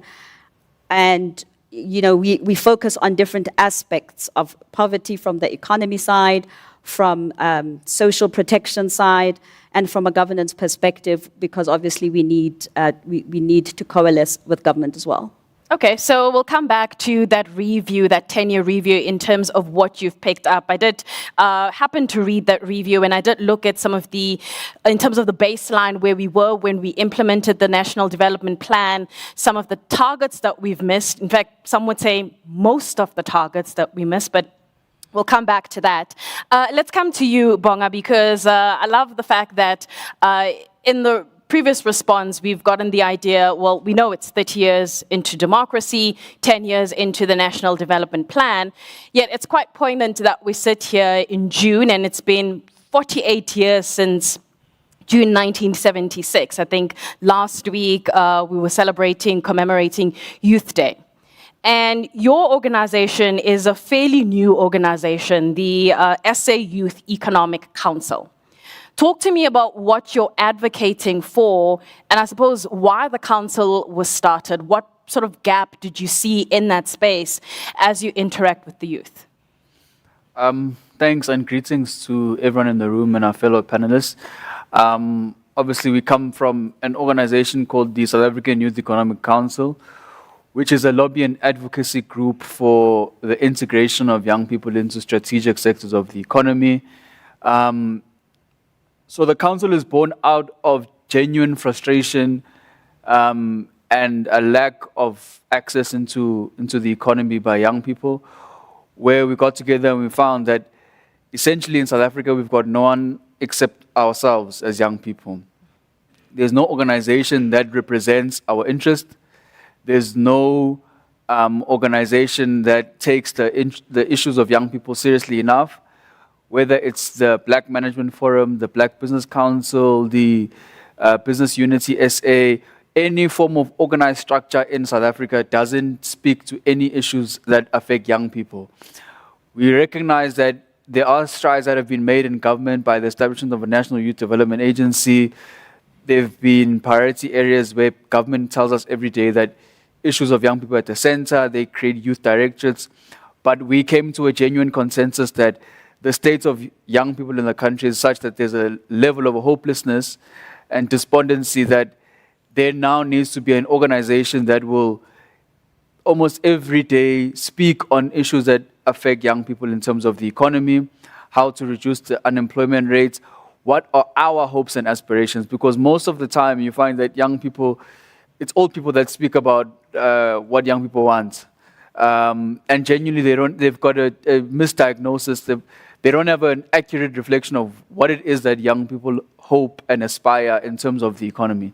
So that's what the Youth Economic Council does. It comes together with other academics, young professionals, students, who then come up with policies and ideas as to how to transform the economy, what role we want to play, and largely it's a role that says that we want to be owners of the means of production.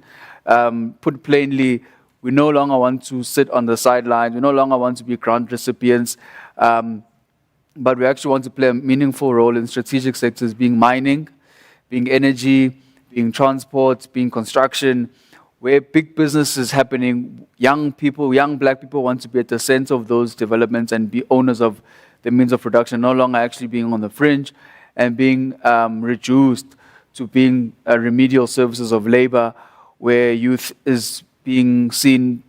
In fact, every time you speak about young people and their participation, it's usually like APWP programs where they say, no, you can go. So those are no longer things that young people want to do now. Now they want to go straight into the belly of the beast and occupy strategic positions in governance and in corporate. Okay, Pelisa, let's come to you here, because Bonga's saying that his organization came out of the frustration of young people. And we don't blame him, especially when we look at where the youth unemployment numbers are sitting.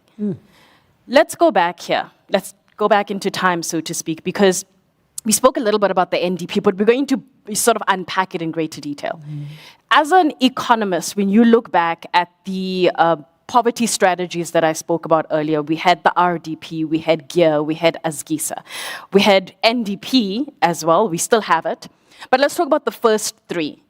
What were the limitations of those first three? Because one would think that they wanted to speak to poverty, to speak to economic growth. Where were the misses here? Because they were dissolved and we have other programs. And some people can say, well, South Africa is good at coming up with plans. We don't see changes. I mean, that's a very good question. In fact, let's even start about GEAR. I think GEAR has always misconstrued that it was meant to be driving growth.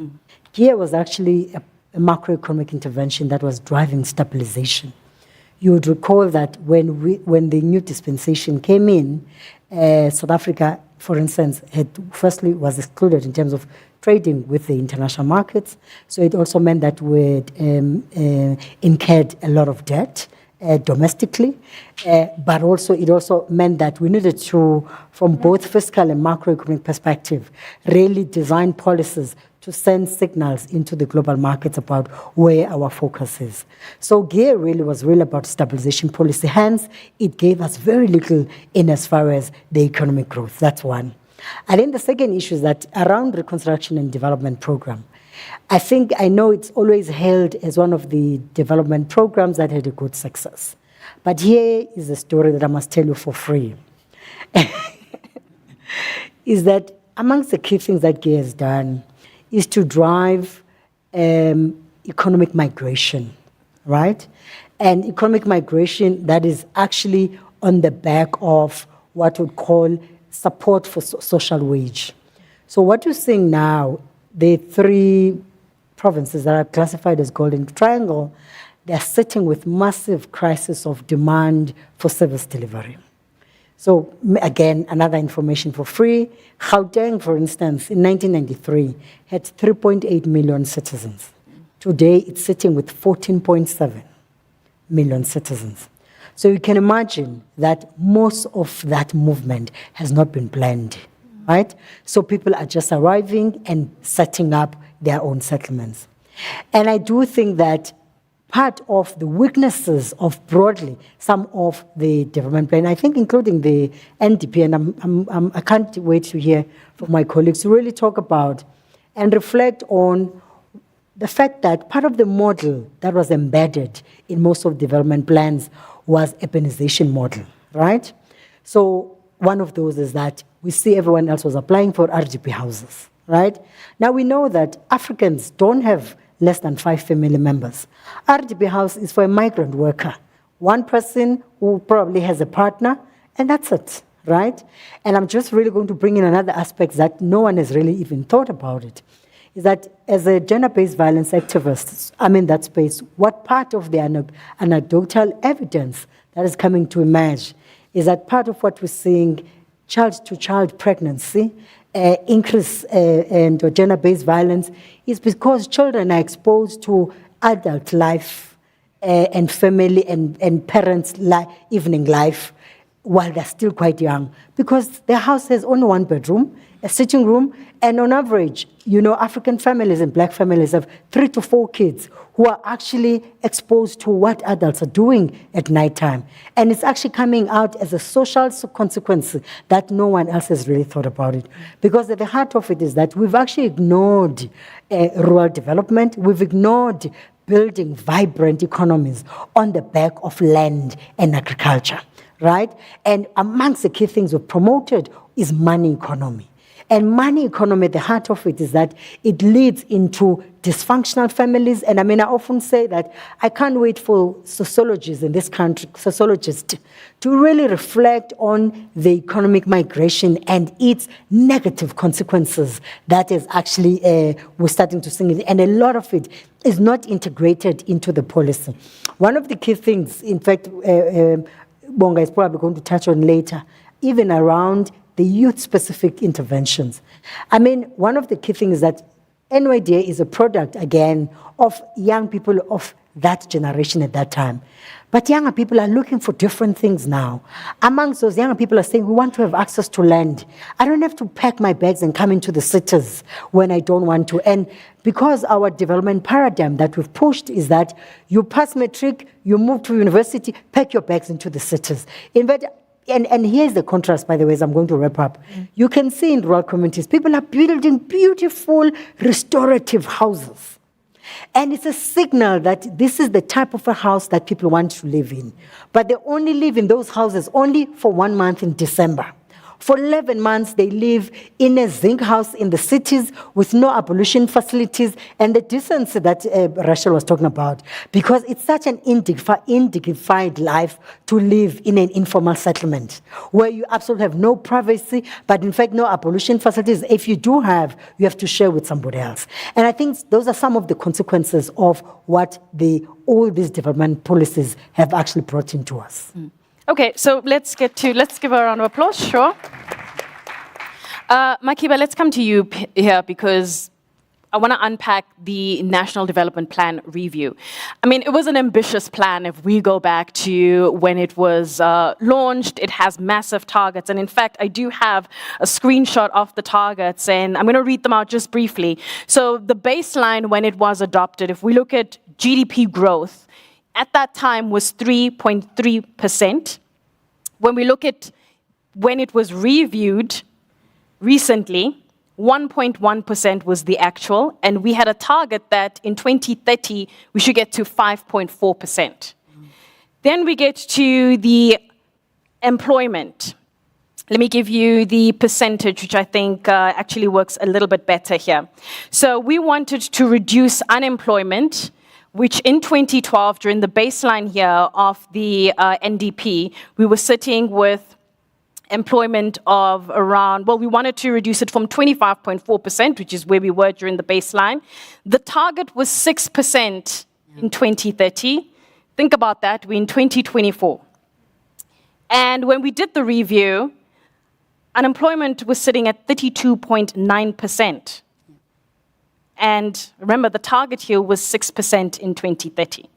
So perhaps you can give me a little bit more color, Makiba, because you've done this review. Between planning and implementation, what's gone wrong here? Yeah, I'm glad you've put up that slide because the numbers don't lie.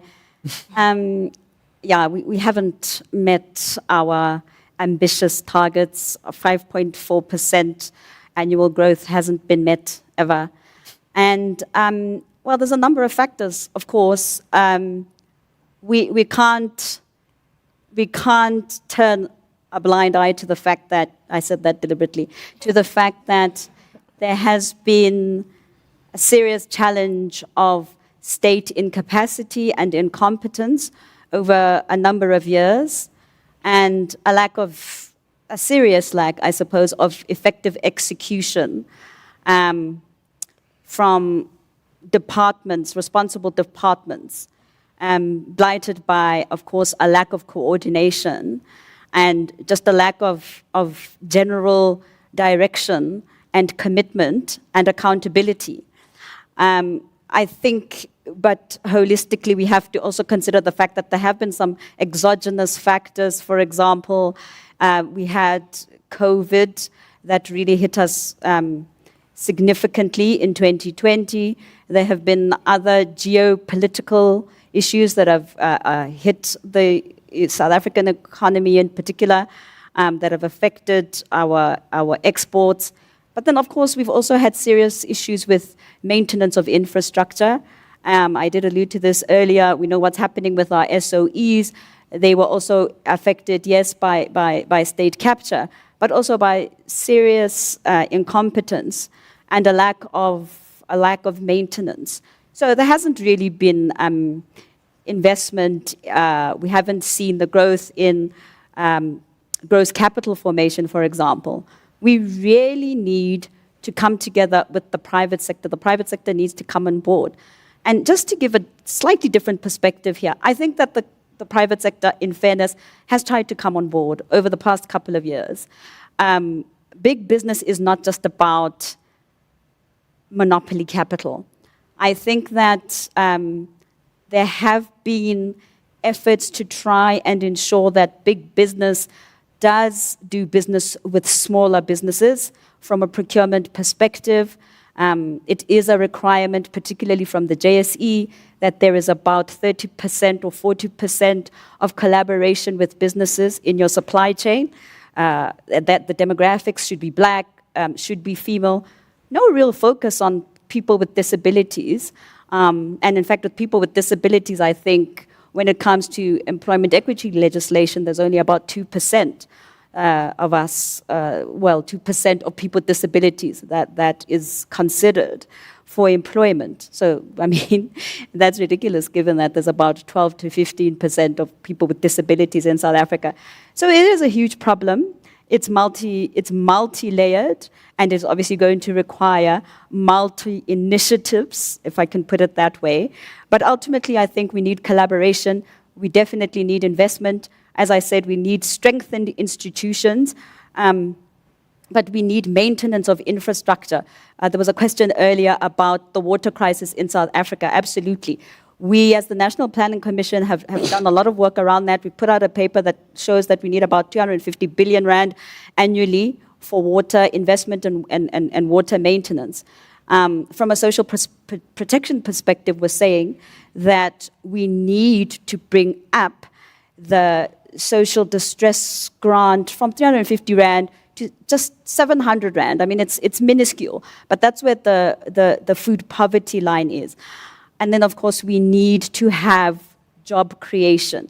We need to have partnerships that ignite and stimulate job creation, yes, for the youth, but for unemployed people in South Africa, regardless of what their age is, they need to be skilled, they need to be educated, they need to be capacitated. It's a multi-pronged approach that we need. Okay, so we've got about 14 minutes now. We'll get to that. I just want to make a quick announcement. So we've got about 14 minutes left of this conversation. So if you've got any questions that you're thinking about, please have them ready, because at some point I'm going to pause this conversation and I'm going to allow you to be able to ask your questions to the panelists. But you wanted to respond. Yeah, I just want to make one point. I mean, one of the key things the National Planning Commission has struggled with was the public governance system, planning system. So you had two parallel systems. The first one, and I want to debunk a little bit the notion that there is no state capacity, because you have women and men in the public sector who are actually quite capable. But what the national planning, the development plan was struggling with was firstly what I call political recognition, so there was a contestation. And then the second one was that they were struggling with the public planning system to embed the plans of the National Planning Commission. So in essence, for a while, you had two parallel systems where at a departmental level, officials had to undertake what is called annual performance plan, and then the Development Planning Commission were presenting theirs. And I think that political tension actually had shown itself in the failure of government to meet some of its targets. I think obviously the third issue is that, public officials also were going through what I call planning fatigue. Because every 5 years, there's a new program, siyashesha, siyabaleka, siyarana, we're doing this. And they have to also then find themselves into that. And then here's the national planning. And I do think that we need to be frank about also, some of the issues around politics that find its way into the delivery and the priorities and making sure that the NDP is actually not met appropriately. If I may respond to my colleagues. One, we need to debunk this idea that the targets were ambitious. If you look at similar economies around the world, those targets were not ambitious, they're standard. Okay, that's the first thing. And though I agree with the points my colleague made, I don't think it's an issue of planning fatigue. What you have here at the heart of the failure to meet these targets is an issue of political will. And I know it's like a buzzword, etc. I agree with my colleague, we cannot talk about a competency issue. Because when it's about things that enrich politicians' pockets or where business gets rich, suddenly the competency is there. Suddenly the performance is like nobody has ever seen it. But when it comes to areas where there aren't interests, then suddenly we have issues of capacity. Suddenly we have issues of, well, we're not doing this. No, it's purely a political will issue. So Bonga referred earlier to the struggles of young people, and I fully appreciate the fact that they should be in a position to do that, because the people we were hoping to rely on, like your Black Business Councils, people who were not far removed from our realities, have benefited from sitting at a boardroom table and then forgetting what the past looked like for the rest of us. And so as a consequence to that, I do think that it's for them. So young people, for example, we have a 49% youth unemployment rate. Just 49%. And when you look at the structures in place, if you're a child, you get a child support grant. If you're an elderly person, you get an old age grant. What happens to you when you're 18 to 59? You're in trouble.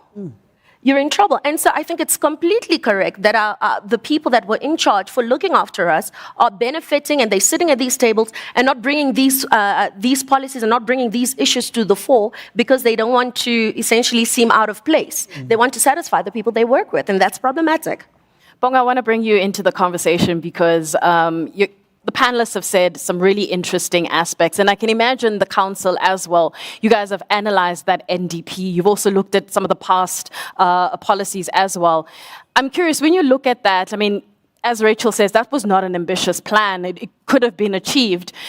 When you look at it and you want to sort of pass the baton on to the next generation, and you want to involve this current generation that you're working with, what's missing in the way that we have been approaching certain aspects, especially in trying to deal with youth unemployment, having women involved in the conversation? What are you hearing from your colleagues, from those on the ground with you? No, thanks. And before I answer that, I just also want to kind of protect the National Planning Commission. Unfortunately, they're not really like an implementing agency of the ideas that they have or the things that they see. So I don't think we can kind of blame them for or ask them why has this not happened, because they can plan, but the departments actually need to kind of implement that. But to come back to your question, I think fundamentally what we've all agreed, especially as young people, is that there's a lack of deliberate intervention primarily for the youth of South Africa at a level of institutions. So what I mean by that, for example, government will say every day that we need to deal with youth unemployment and create an agency called the National Youth Development Agency, creates a department called Ministry of Youth, People Living with Disabilities and Women. But then when it comes to now the business end of things, which is funding and resources, the Ministry of Women, Youth and People Living with Disabilities is the least funded department of all departments. The National Youth Development Agency is the least funded DFIs of all DFIs. So these institutions don't have teeth to bite. For example, there's an entity called the IDC, the NEF, and DBSA, right? Those are development finance institutions which primarily the goal of them is to kind of finance projects for SMMEs and to finance business transactions, right? But when you look at the spend on them, there's not a lot of young people that benefit from the spend of those projects or whatever the case may be. the NYDA can only give you 50,000 Rand as a young person to start your business, whereas the NEF can give you 75 million Rand, for example. What that means is that for youth-owned SMMEs, there's not a lot of capital infrastructure that's in place for them to scale up their businesses. So we need institutional reform and deliberate policy intervention, which says that youth SMMEs must not just be looked at as a box-ticking exercise, which currently they are with 50,000 Rand of an NYDA. So give NYDA more teeth to bite, put more money into the hands of institutions which can actually change the lives of young people fundamentally, and not reduce them to kind of like a by the way, box-ticking policy exercise, right? Also, at a level of strategic deployment, right now there are no young people in positions of governance in terms of CEOs or CFOs or DGs or DDGs, which are people that sign off and kind of are responsible for the development of our country and the development of young people. The minute you get young people into those rooms, you'll start to see the change, you'll start to see those numbers coming down because they come up with new ideas and new ways of thinking, right? So fundamentally, for us to reduce youth unemployment rates and to improve the lives of young people, we need institutional reform that will actually put money into the hands of young people. Also, you need big capital in South Africa to start to be more decisive when it comes to investing and supporting our young people, because that's actually not being said. If you look at the employment figures, 8 million people who are employed, I mean, about 15 million people are employed. Only 1 million people are actually coming from government or they work for the state. 14 million of them work for the private sector. So when it comes to job creation, the private sector is the number one institution there that actually is responsible for job creation because they are the ones that actually employ people. And we're saying to the private sector, when you employ those people, primarily they must be young because that you're investing in the future of this country and you're investing in the future of your company and you're not just repeating the same labor force which has been around for quite some time. So you need reform at a level of the private sector to come on board, invest in youth-owned businesses, invest in new human resource capital, which is youth, and you also need institutional reform in the public service, which is going to actually be meaningful and not just a petty exercise. Okay, so we've got about 6 minutes, and online there doesn't seem to be any questions coming through, and I just want to check from the floor. Do we have questions? So we've got 3 hands up. Let's start with the lady on my right. If you can keep your question really short, I want to try and get as many questions in from the audience as possible. Thank you. My name is Lorraine. I've been sitting here just trying to analyze what's going on because we dissecting problems here. We've looked at the failures in NDP, social failures in the triple P, in terms of NHI not working, water infrastructure, technology, in everything else, but youth unemployment. But the biggest partner in this relationship is not here in the room. I just need to understand, did we actually invite critical players in government? I remember Dr. Nyati here, he spoke very well. He said that we need inclusive leadership. We need an inclusive vision. How do we do it when the critical partner in this relationship, I don't know whether you call it a marriage or whatever, we're talking about this GNU, but the critical government role players are not here. So we're admiring the problems. We know all the failures, the past failures. How do we come up with realistic solutions, inclusive solutions that bring both sectors, the private and the public, when the government, they're not here? The key role players in government are not here. So how are we going to come up with these realistic solutions? Because we need solutions. Young people are crying. You know, people in the peripherals of this country are sitting without power, without electricity. We've heard some of us saying we haven't had, load shedding in the last 3 months. But I'm sitting with a lady who's telling me that they don't have power where she's staying. So are we coming up with realistic solutions? Are we really dissecting the root causes of the problems? but we don't have all the critical role players in this room. But I think events like this allow for them to actually really get out through the door. I mean, we're streaming this live. This will sit on YouTube.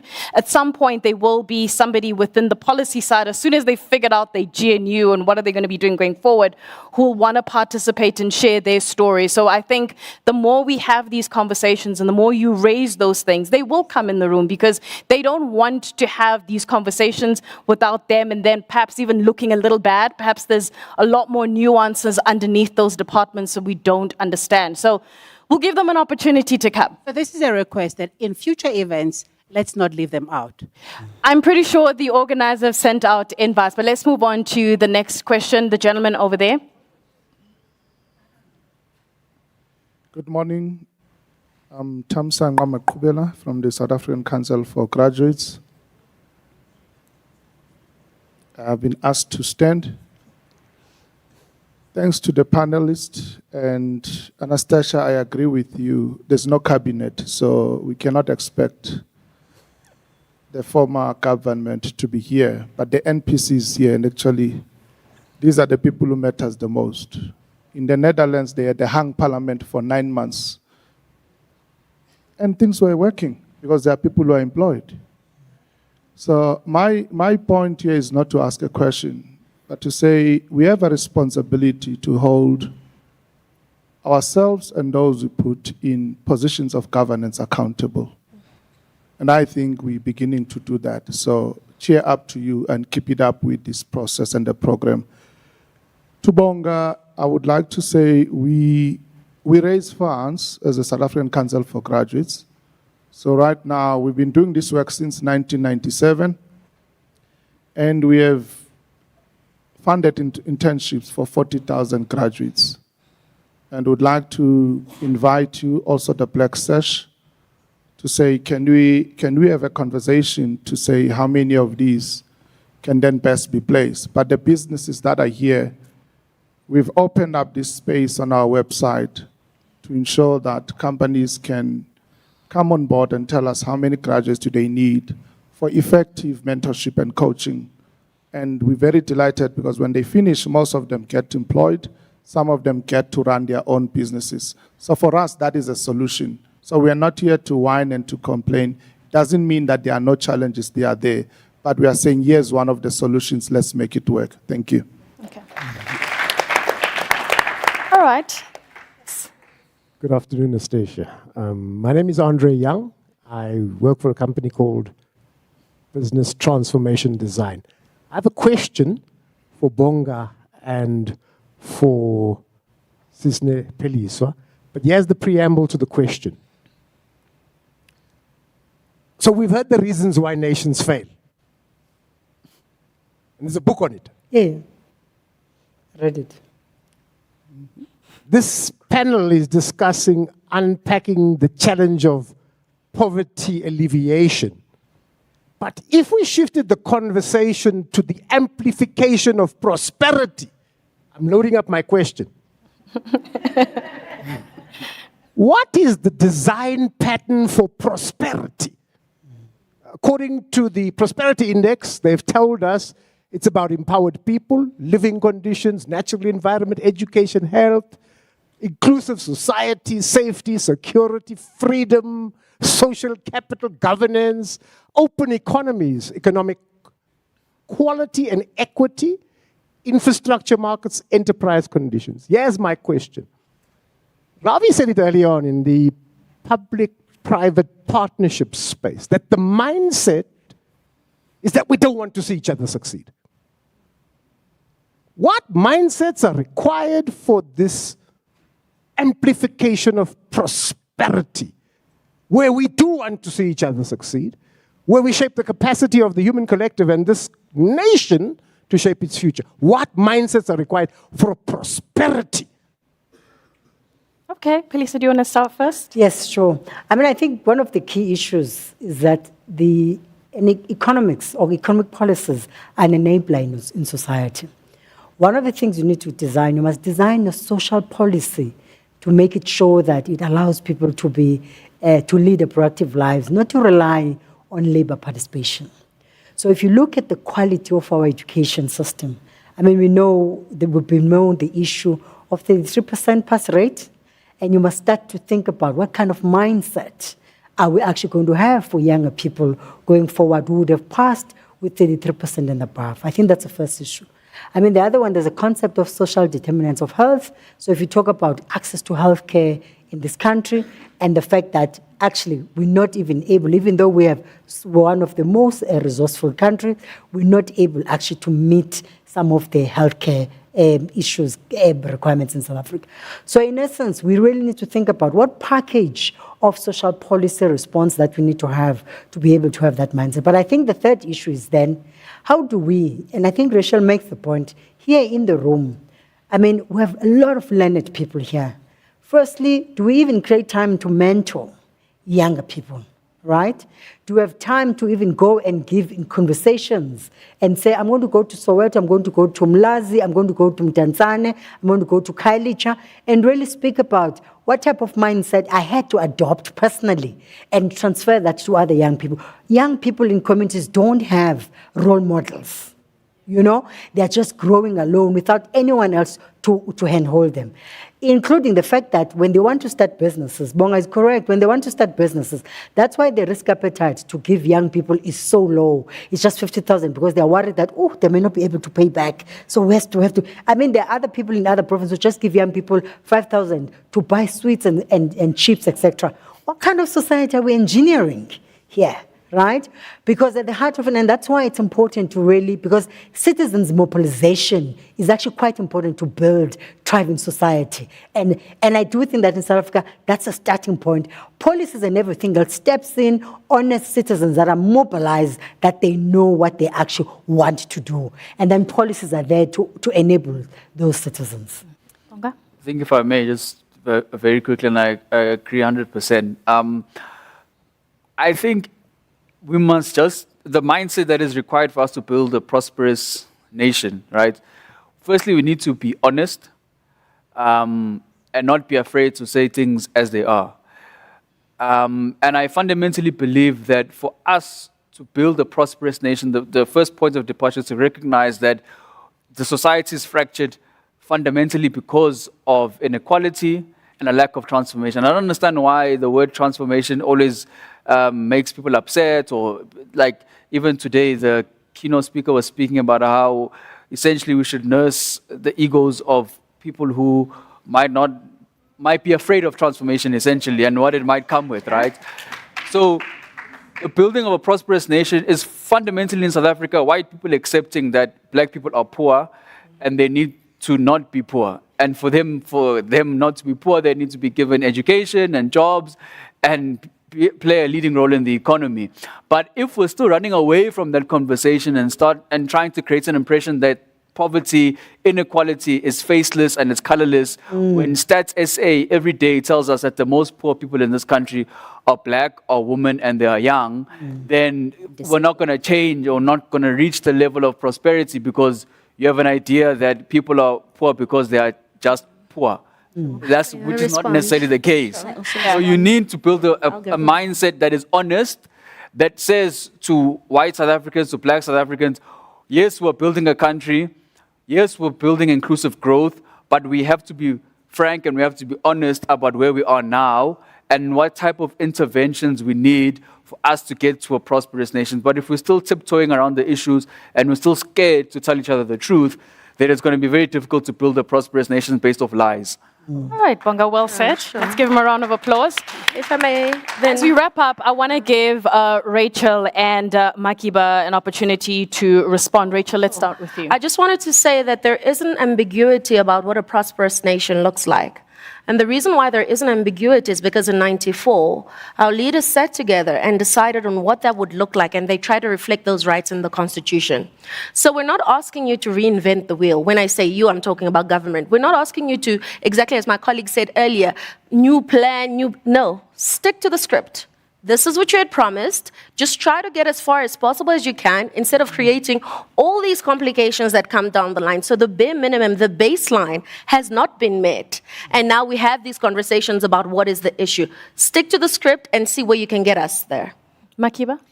Thank you. You know, I really appreciated that question, although it wasn't directed to me. I think, you know, there's a financial task team, one of the task teams in the National Planning Commission, which is really looking at a fundamental issue which we don't really talk about, and that's finance.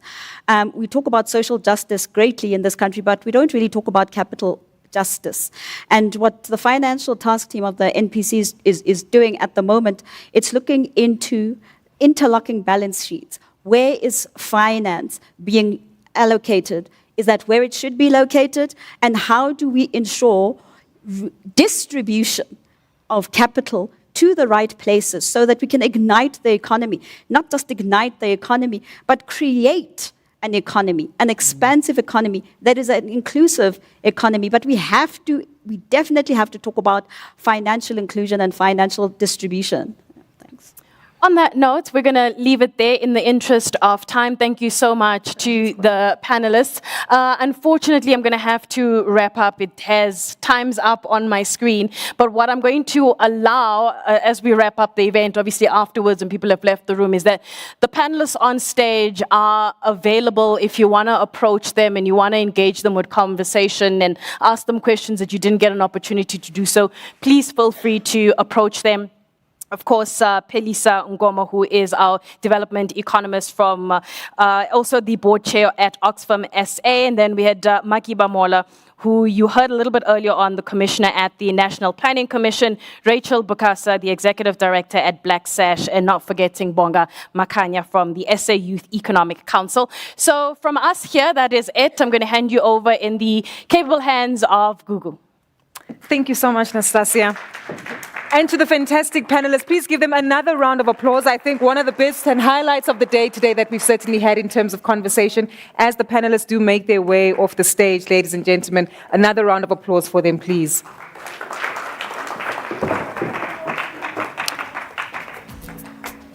Thank you, thank you.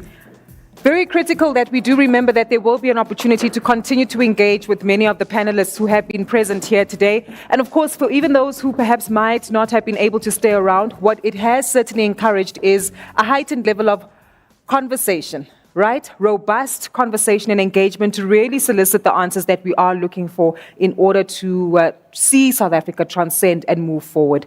And that's exactly what the purpose of today's conversation does speak to. Making sure that we do have conversations of consequence, that ultimately the consequences of these conversations will shift policy, shift the implementation thereof, the experience of youth as well as entrepreneurs, the participation of big business together with government, and overall having an ecosystem that is well coordinated in order to reap the outcomes that we desire. So it's been a lot to take in, right? How are we feeling? Oh, that's not encouraging. You sound like South Africans the day after elections. How are we feeling? Very good. I'm encouraged to hear that because that's exactly what we're looking for. That probe, some optimism as well to look forward to and fully understand how critical it is that we continue on this journey of making sure that we really do take care of our society, which is South Africa. Well, as you've heard throughout the course of the day, we've been hearing from a variety of speakers, all of whom have been giving us their insight as we reflect on 30 years of democracy in South Africa, paint a picture as well on the various themes from artificial intelligence to private sector and public participation, and of course, how best to continue to eradicate inequality. All of this does bring us to having a clear understanding and objective as to how we take it forward now. Our next speaker is going to succinctly tie this all in and help us again fully comprehend how best it is that we can continue to forge on these partnerships. It's my privilege, ladies and gentlemen, to warmly introduce to you Lyndon Barons, who's the Managing Director for Strategic Partnerships here at Arena Holdings. Please warmly welcome him on stage. You're welcome. Good afternoon, everybody, and thank you so much for attending on behalf of Arena Holdings and the Sunday Times. It's always important for us to be able to facilitate debates of this nature, always to be at the forefront of things so that we stimulate our thinking and we encourage change within South African environment. Arena takes pride in itself and its newspaper platforms that we try all the time to inform, to educate, and also entertain. And that's why we named the company Arena, by the way. It's like an amphitheater, right? If you can imagine a stadium, a village square, an open area where things can happen, where people can come and exchange ideas, where you can cheer, but you can also boo if you don't like things. And it's up to us to make sure that we bring relevant information, that truth, integrity, and honesty must always be the order of the day. And so this is only one of those kind of discussions where we talk about 30 years thereafter. And I heard the issue about transformation and the lack of transformation or not speaking about it. It's quite important, but we as South Africans, we are quite tough on ourselves, right? We always want to have the statistics that paint us the worst in the world. And of course, one of the successful things of leadership is always to confront the brutal facts, but never lose the faith. Never. We must always make sure that we build a platform of hope. So also today, in discussing all of these issues, we must take a look and say, what more should we be doing for the country 30 years hence? Yes, we've had our experiences, but now how do we instill that positive mindset? How do we take hope from the positives that we've achieved? We still have a long way to go. We're still a young democracy.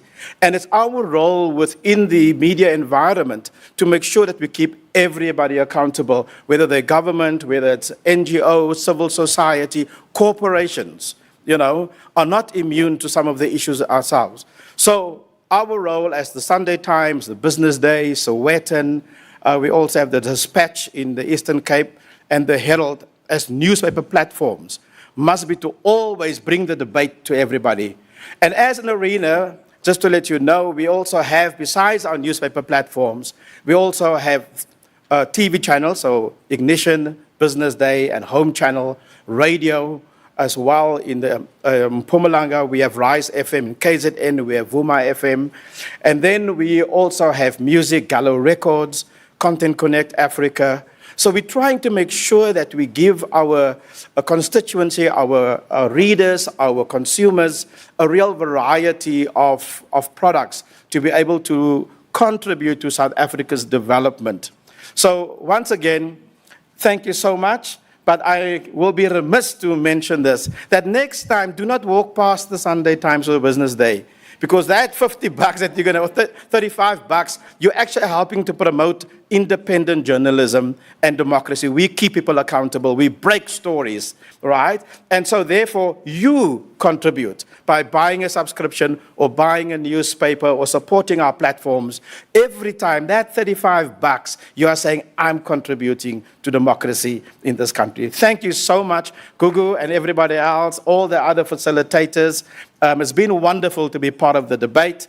And let's have a new look on AI. Let's see how public-private partnerships can be strengthened and how we also bring together the various sectors of society to develop entrepreneurship, whether you're the Youth Brigade or whether you're the Black Sash or whatever it might be. We all should participate in building the new South Africa from 30 years onwards. Thanks so much.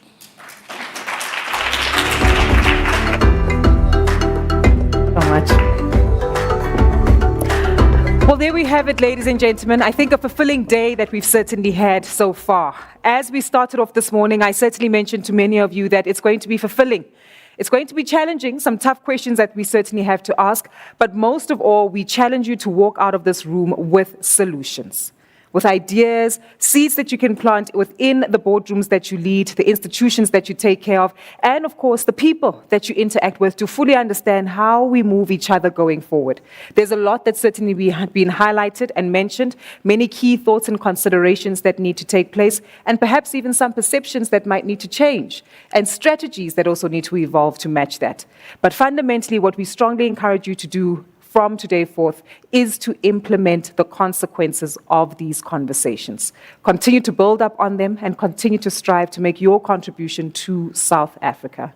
We thank you for your participation throughout the course of today. Of course, we also would like to thank all our speakers, the moderators, and of course, active participants who've joined us in conversation today. We cannot ignore the participation of our sponsors, being BCX, who've also been phenomenal in their partnership with us here today.